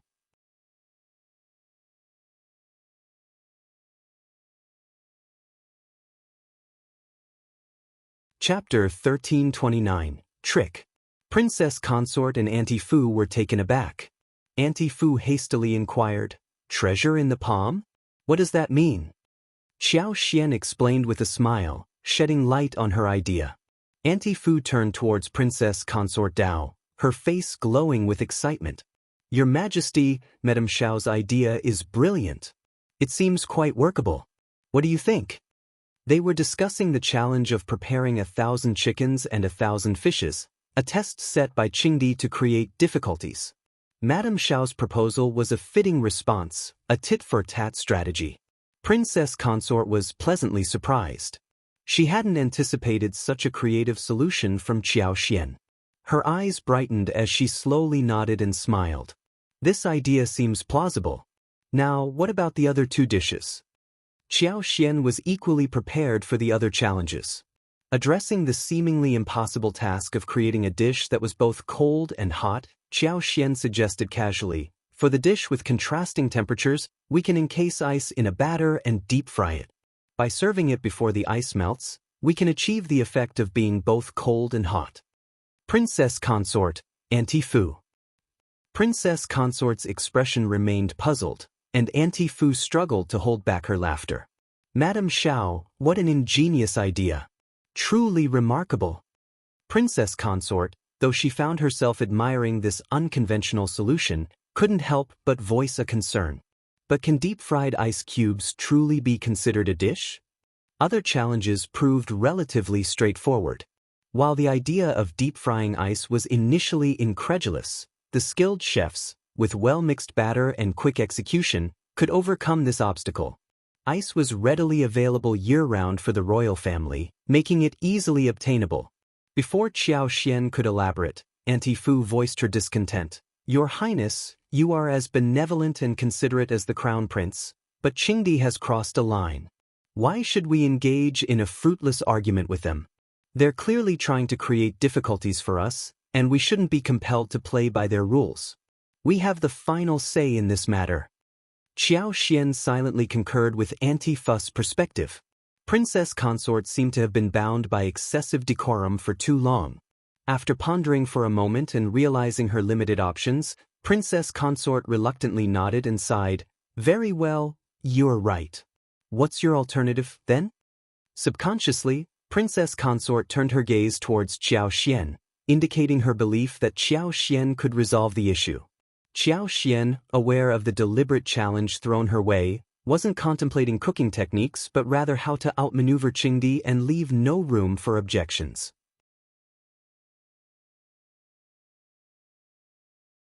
Her approach to problem-solving was unique, and her intelligence shone brightly under pressure.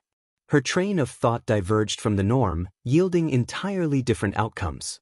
Moreover, she possessed a rudimentary knowledge of cooking, which, coupled with her keen wit, allowed her to devise a creative solution. With a brief pause, Xiao Xian's lips curled into a sly smile as she declared, "Their demand is absurd. How can a cooked fish be alive? It's not a matter of making things difficult, it's a matter of shamelessness on Qingdi's part." "Absolutely." Princess Consort concurred with Xiao Xian's perspective, her tone resolute. "But even though we understand that, we must find a way to resolve this. The reputation of our empire is at stake, and the Crown Prince cannot afford to be seen as ineffectual." As the Crown Prince, he was expected to navigate and surmount any challenges that arose. There was no room for compromise. After a moment of contemplation, Xiao Xian's eyes lit up with determination as she said, "If Qingdi is resorting to such shameless tactics, we cannot simply acquiesce. I do have a plan. If you find any errors, ads pop up, ads redirect, broken links, non-standard content, etc., please let us know reports so we can fix it as soon as possible."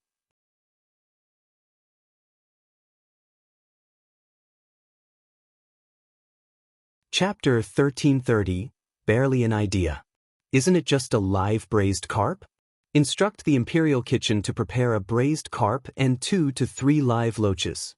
Before presenting the dish, carefully place the live loaches inside the stomach of the braised carp. As Princess Consort and Auntie Fu stared in bewilderment, Xiao Xian felt a tinge of embarrassment and cleared her throat before continuing. The loaches are sensitive to heat, causing them to wriggle and struggle. Their movements will also trigger the carp to react. We have a living braised carp. Auntie Fu couldn't help but chuckle. Princess Consort, attempting to stifle her laughter, raised her handkerchief to her face and coughed discreetly. "Is this feasible?" Xiao Xian replied, "It's just an idea based on my knowledge. I couldn't think of any other solution." The concept had actually been inspired by a dish Shed encountered in the past, a specialty known as loach drilling tofu. Back in her hometown of Shaoding Village, whenever she expressed an interest in cooking, a group of eager assistants would lend their support. Shed attempted the loach drilling tofu dish once before using plump, lively loaches, but the endeavor had failed. The loaches hadn't managed to burrow into the tofu as expected. Although the resulting pot of loach tofu soup had been delicious and deeply flavored, it had not fulfilled the desired criteria for a successful loach tofu dish. Contemplating the braised carp challenge had unexpectedly brought this memory to mind. Auntie Fu chimed in with a reassuring smile, "Princess Consort, fret not. I share Madame Xiao's sentiment. Those individuals from Qingdi are behaving completely unreasonably. Why should we not turn the tables and make things right?" Princess Consort found herself without a rebuttal. Her dilemma lay in her lack of alternative ideas. Moreover, this matter could not afford any further delay. The banquet was scheduled for the following night. If the dishes weren't presented, How could Great Qin avoid becoming a laughingstock in the eyes of Qingdi? How would the Crown Prince, the Fourth Prince, and the Second Prince, those responsible for receiving Prince of Qingdi and his delegation, respond to the situation? As these concerns swirled in Princess Consort's mind, she grew increasingly anxious and irritated. She eventually conceded, "Well, I'm not certain if this method will work. They'll have someone report it to the Crown Prince later, and he can make the final decision." She turned her gaze towards Xiao Xian, offering a gracious smile. "In any case, Madame Xiao, you've put forth a great effort, and am truly grateful. Xiao Zhen, fetch the red box from my dressing table." Promptly, Xiao Zhen retrieved a small, finely crafted vermilion wooden box resembling a conch shell. It was a delicate piece. Handing the box to Xiao Xian, Princess Consort beamed and said, "These golden hairpins are a personal favorite of mine, and I believe they will complement you beautifully. Consider them a gift." Xiao Xian accepted the box with gratitude. Whether or not the hairpins were the Princess Consort's cherished possession, she accepted them with grace upon the Princess Consort's generous offer. The golden hairpins featured a thumbnail-sized gem in vivid red, adorned with pearls the size of green beans. Their design depicted butterflies and peony flowers, exhibiting exquisite craftsmanship. They could be considered a rare treasure. With her mind preoccupied, Princess Consort didn't engage in further conversation with Xiao Xian, instead instructing someone to escort her home. Back at home, Lixia and Liqiu were fraught with worry over Xiao Xian's absence, relieved to see her return. "Madam, are you all right? We were so worried." Xiao Xian reassured them with a smile. "Don't fret, I'm perfectly fine. If you find any errors, ads pop up, ads redirect, broken links, non-standard content, etc., please let us know reports so we can fix it as soon as possible."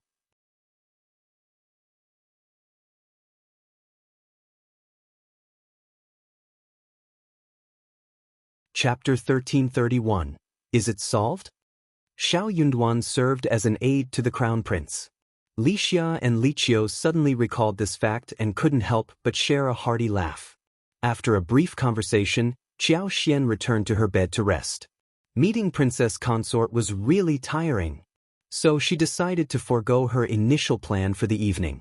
She had intended to prepare salt-baked chicken and fry a pair of crispy squab pigeons, coincidentally accompanied by a sour and sweet plum sauce for dipping. Additionally, she had prepared a plate of garlic and ginger mixed with sesame oil, perfect for seasoning the salt-baked chicken. However, a lingering issue at the East Palace remained unresolved. It was best to keep a low profile and avoid causing any further disturbances. The potential repercussions of such actions would not be favorable. Xiao Xian couldn't help but feel a bit annoyed. Why did people insist on praising her culinary skills? Since when had she and her husband become such prominent figures, subject to clandestine scrutiny? Xiao Yunduan had been returning home late every night, and this evening was no exception. However, there was a difference tonight. Xiao Xian had deliberately stayed awake to wait for him. Upon his quiet return, Xiao Yunduan entered the room and found Xiao Xian, who was preparing to climb out of bed. He took her hand and joined her, sitting down together. "Why are you still awake?" Xiao Xian blinked and chuckled. "I was waiting for you." "So, how did it go? Has the issue been resolved?" Xiao Yunduan lowered his head, smiling warmly as he gazed at her. "Yes, your idea was excellent. I knew it had to be your ingenious plan." His wife had always had many strange and good ideas. He knew this better than anyone. Xiao Xian did not understand what he meant. She looked confused. "Huh. Of course, it was her idea. Needless to say?"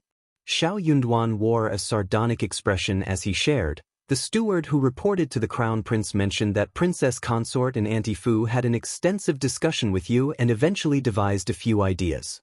I can't say if they'll be effective, but I've relayed them to the Crown Prince." The steward readily attributed half of the credit to Princess Consort. Naturally, such a move wouldn't have occurred without Princess Consort's guidance and consent. According to the hierarchy, it was only fitting for the Princess Consort to receive credit. Regrettably, Xiao Xian remained unnoticed. Some individuals even harbored envy and deliberately disregarded her contributions. Xiao Yunduan gently held her hands and whispered, "I understand that these ideas were your creation. Don't be upset, we don't need the recognition. I hesitated to share this with you, but upon reflection, it's better to inform you." At least it provided her with some reassurance. The moment these ideas were introduced, Envy, known for her sarcasm, couldn't resist lavishing praise upon Princess Consort for her wisdom and intelligence. Naturally, others either agreed or felt compelled to concur. Xiao Yunduan, though he recognized the truth, found himself constrained by the circumstances. Xiao Xian, it wasn't that she was entirely indifferent to the situation. Xiao Xian simply found it hard to fathom. After all, Princess Consort had consistently exuded an aura of dignity and refinement. It was difficult to imagine that someone of her stature would claim the credit for another's work. She hadn't yet witnessed the full spectrum of the nobility's ambitions and the cutthroat politics they navigated. Regardless of how poised and graceful Princess Consort appeared, she was not exempt from the prevailing customs. If you find any errors, ads pop up, ads redirect, broken links, non-standard content, etc., please let us know reports so we can fix it as soon as possible.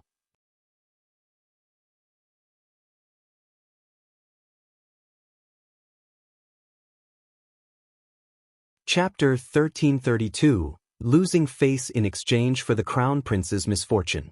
Naturally, Princess Consort harbored hopes of receiving praise and recognition from the Crown Prince, which would solidify her position. Despite not feeling well, Xiao Xian remained unperturbed. Before long, she regained her composure, leaning into Xiao Yunduan's embrace and offering a gentle smile. "Don't fret, my dear. I didn't seek any personal gain from this. Whether I receive recognition or not doesn't matter to me. What's important is that we've resolved the issue."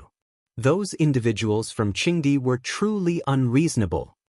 Xiao Yunduan agreed. "Indeed, my wife is truly magnanimous. Regardless of what others do, the Crown Prince knows." They exchanged smiles. Xiao Yunduan continued, "After thorough discussion, we implemented your idea collectively. You've proven to be superior to many others. The behavior of those from Qingdi was truly excessive. Their actions could indeed be described as going too far, and the Great Qin Empire had essentially connived with it. As the saying goes, they had pushed their luck. They couldn't surpass Great Qin's strength, and in their envy and insecurity, they sought to find fault and outdo Great Qin in certain aspects to assert their worth. This experience had taught the Crown Prince that he shouldn't be overly courteous or accommodating to the Qingdi delegation. Achieving peace along the northern border wouldn't hinge on winning them over with kindness. It depended on Great Qin's strength and posture. Upon witnessing Great Qin's strength and recognizing its stance, the Qingdi delegation dared not act recklessly. The Crown Prince was not without a temper, and this diplomatic delegation from Qingdi had indeed tested his patience. Therefore, despite devising a solution to the issue, they had kept it a secret, even from the other princes. The individual responsible for receiving the diplomatic delegation continued to furrow his brow as he grappled with finding a solution.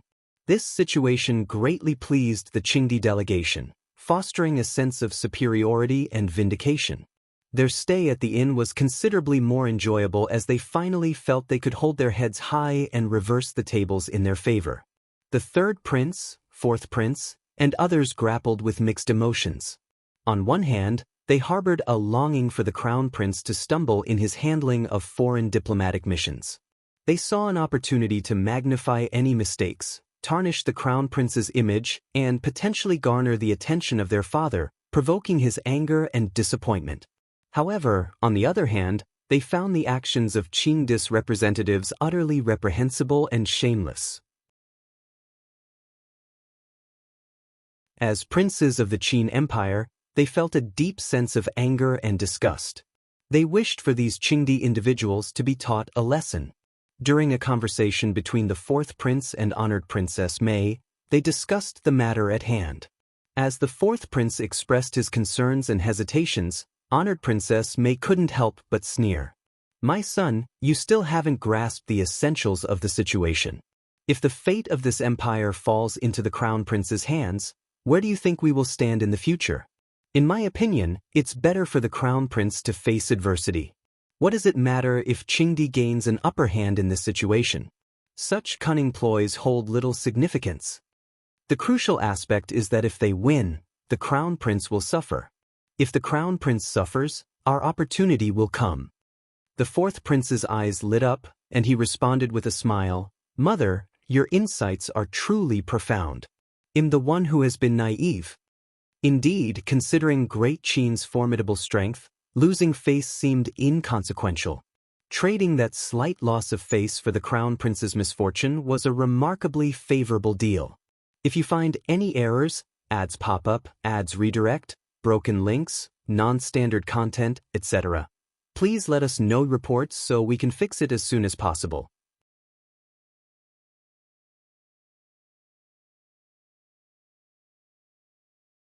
Chapter 1333. Watch the face slap tonight. The fourth prince couldn't hide his delight as he gloated. Qingdi's people are clearly provoking trouble deliberately. Their demands are entirely irrational and baseless. But third brother, that fool, is too arrogant, pressuring the Crown Prince to concede. Right now, the Eastern Palace is in utter disarray. I doubt they can come up with a solution.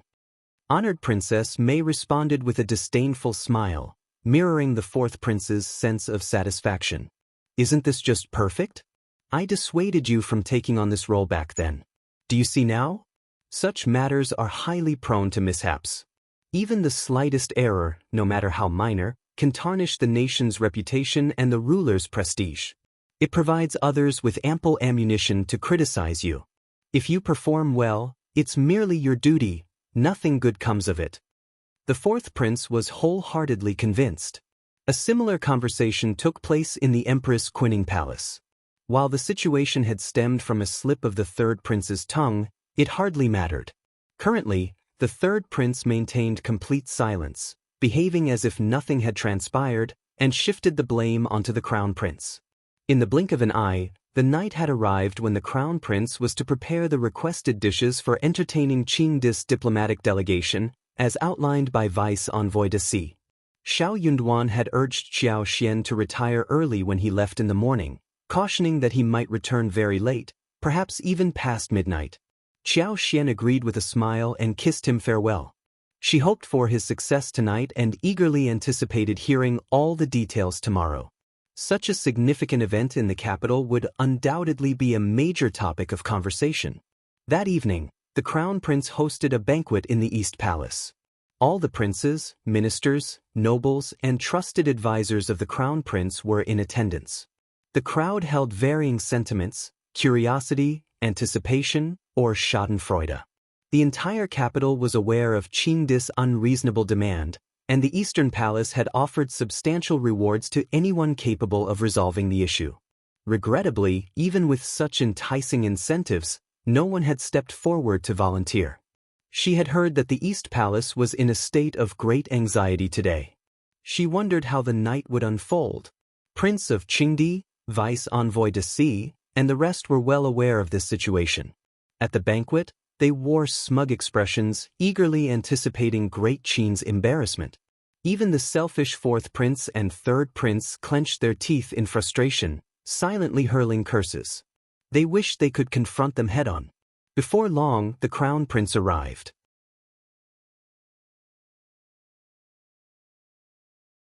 Everyone greeted him with politeness, and the Crown Prince maintained his genteel composure as he instructed everyone to take their seats. After some pleasantries, Prince Nua and Vice Envoy de C exchanged knowing glances. With a hearty laugh, Vice Envoy de C exclaimed, "Crown Prince, why not have the dishes served promptly? A banquet hosted by the Crown Prince must feature an array of delicacies. We've arrived on empty stomachs and can hardly wait. By the way, Crown Prince, you've surely ordered the dishes we requested in advance, right? After all, Great Qin is a nation of etiquette. You wouldn't renege on your promise, would you?" Though infuriated, the officials dared not retort. Instead, they glared at the Qingdi delegation while muttering curses under their breath. Shameless, utterly shameless. The Crown Prince couldn't help but seethe with anger. Yet, as he contemplated the impending humiliation he would endure, a sense of resignation washed over him, offering a semblance of solace.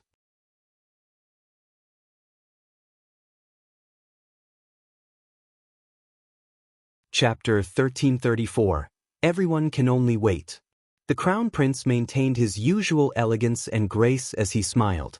Great Qin abounds in resources, and you've traveled a long way, so consider me your hospitable host. Fear not, Vice Envoy de C, an array of dishes awaits you. I assure you won't go hungry. Vice Envoy de C boisterously chortled. The Crown Prince is indeed warm and generous. The Prince and other ministers are truly grateful. Crown Prince, I previously ordered 3 specific dishes I was eager to taste. Crown Prince granted my request, but I trust you haven't forgotten. The response left Vice Envoy de C and his entourage momentarily stunned. Similarly perplexed, the 4th Prince and others, who were unaware of the situation, shared Vice Envoy de C's bewilderment. What exactly was the Crown Prince implying? Was he genuinely prepared, or were these mere words? Weren't the East Palace's officials meandering aimlessly, resembling headless flies? How was it possible that everything had been arranged in such a short span? Unfortunately, the Crown Prince's countenance remained genteel and poised, betraying no indication of his intentions. Thus, everyone could only await the unfolding events. Vice Envoy de C chuckled dryly. Is that so? Since the Crown Prince has spoken, I shall eagerly anticipate it. The Crown Prince smiled and declared, in that case, let the banquet commence. Elegantly attired palace maids approached with trays, serving dishes meticulously and orderly across the long tables before the guests. The small, exquisitely plated dishes were visually pleasing, and their aromatic scents filled the air. However, despite 4 dishes being placed before each guest, the anticipated specialty dishes had yet to make an appearance. Alongside the Crown Prince, officials raised their cups, offering toasts filled with well wishes. The Crown Prince reciprocated with a smile, raising his own cup, and the entire gathering followed suit, toasting in harmony. After a few pleasantries were exchanged, a couple of ministers promptly rose to their feet, cups in hand, and offered toasts filled with auspicious words. Consequently, the atmosphere brimmed with camaraderie. In that moment, many attendees shared knowing glances, a collective understanding dawning upon them. The Crown Prince appeared to be attempting to navigate through this predicament using a rather unorthodox method. The 4th Prince sneered with disdain, privately mocking the Crown Prince's desperation. Employing such a pedestrian approach was truly beneath him. Yet, the 4th Prince did not dwell on it for long. If it involved a citizen of the Great Qin Empire, they would undoubtedly tread carefully, ensuring their actions were in their best interest. No subject of the empire would dare to humiliate the Crown Prince. However, Qingdi and the other foreign delegates were unlikely to let the matter slide so easily. Nonetheless, the Crown Prince seemed to be out of options. Unsurprisingly, Qingdi's delegation held similar suspicions. Vice Envoy de C preempted any further pleasantries and, displaying impatience, called out, Crown Prince, might we be graced with the dishes I ordered? I'm eager to savor them, hee. Xiao Yunduan and his cohorts inwardly sneered, convinced that the Crown Prince was toying with them, allowing them to taste the full bitterness of disappointment. If that's how anxious you are, then the Crown Prince certainly won't disappoint you. With a serene smile, the Crown Prince conceded, Vice Envoy de C appears quite eager indeed. Very well, let us serve your requested dishes. As he concluded his words, a courtly eunuch, hands steady, presented a tray bearing a dish before Prince Nuo.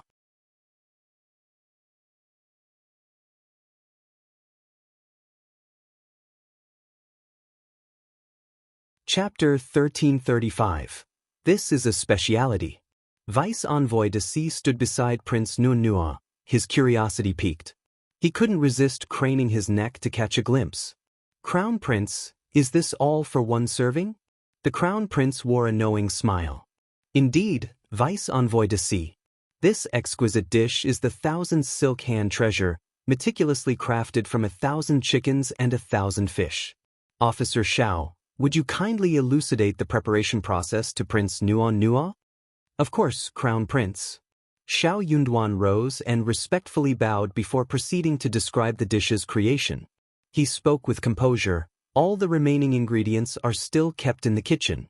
Should Prince Nuon Nuo and Vice Envoy de C have any doubts, you are welcome to visit the kitchen for verification. However, it would be best to do so tonight, as we believe in minimizing waste, and any leftovers will be distributed to the kitchen staff after this evening.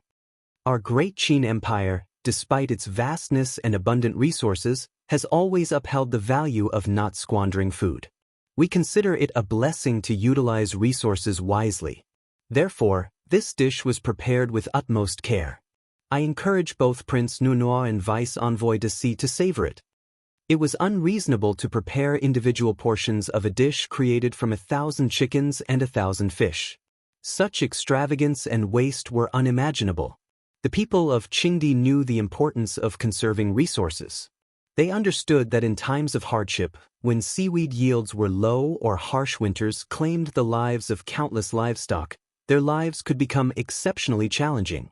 Consequently, they revered food more than most and were averse to any form of wastefulness.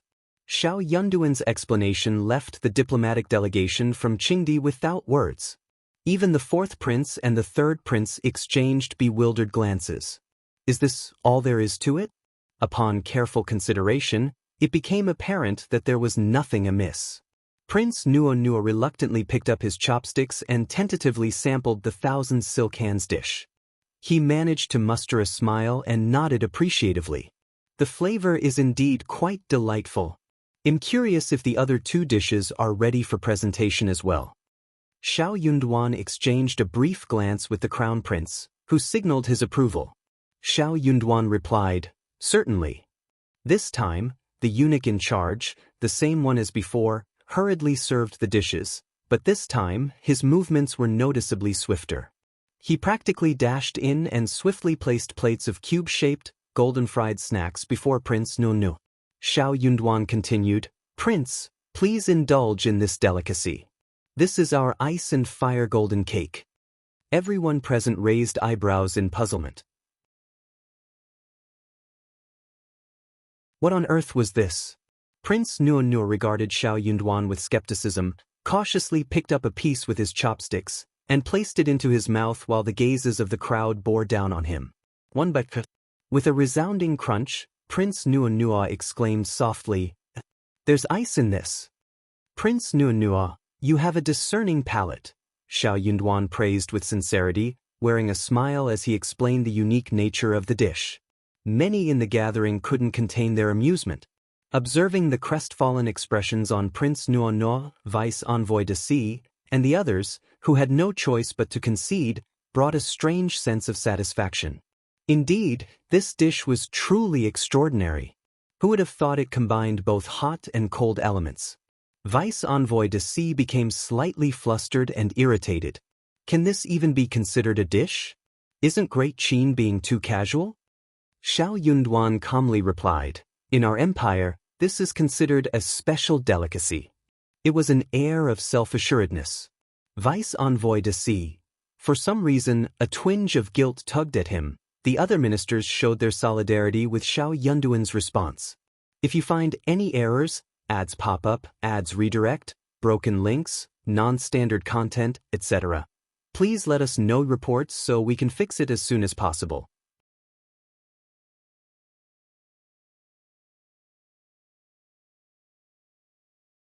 Chapter 1336. A strong dragon doesn't fight a local snake. Lord Xiao is absolutely correct. This is a specialty of Great Qin. Indeed, Great Qin boasts an array of remarkable dishes. You folks simply lack the culinary enlightenment to appreciate it. Of course. The officials remained gracious and extended warm hospitality to the Qingdi diplomatic delegation, fearing any displeasure or discomfort on their part. However, they were taken aback by the excessive politeness displayed by Qingdi and the barbarians, which went beyond their expectations. In response, they couldn't help but react with mockery and jest. Fueled by their frustration, they vented their displeasure freely. The Qingdi diplomatic delegation, hearing these comments, found themselves torn between anger and frustration. This treatment was a world apart from what they had encountered earlier. The contrast was palpable, and the feelings of disparity were evident. But what could they do? A mighty dragon had no reason to contend with a local serpent. To Great Qin, they were neither mighty dragons nor local despots. They were merely barbarians who dared to open a dye shop. Their own amusement was all that mattered to Great Qin. Xiao Yunduan maintained his genial smile. Prince Nuo, Vice Envoy de Si, shall we present the third dish now? All eyes turned expectantly to Xiao Yunduan, brimming with anticipation and excitement. By this point, it was clear to everyone present. The Eastern Palace had come prepared. He had devised a solution in his mind, but he chose to keep it to himself for now. Yet, this situation had its merits.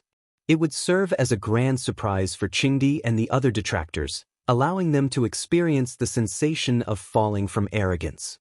Who were they to be so ungracious? Nonetheless, this wasn't the usual demeanor of the Crown Prince. Something must have truly incensed him this time. Nevertheless, the Crown Prince's conduct only garnered more respect from everyone present.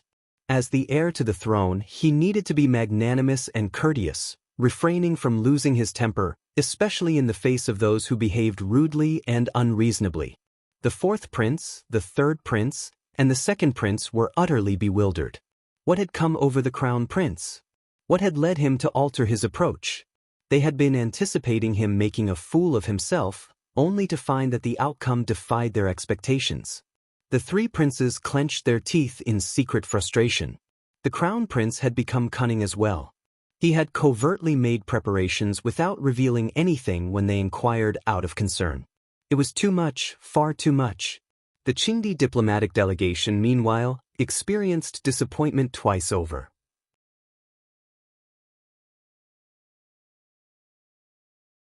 They were well aware that a live braised carp was no match for the other dish. They no longer wished to witness this ordeal. Yet, curiosity nagged at them. They genuinely wanted to see how this predicament would be resolved. Despite their efforts to make things difficult, they lacked the knowledge of how to untangle the knot they had created.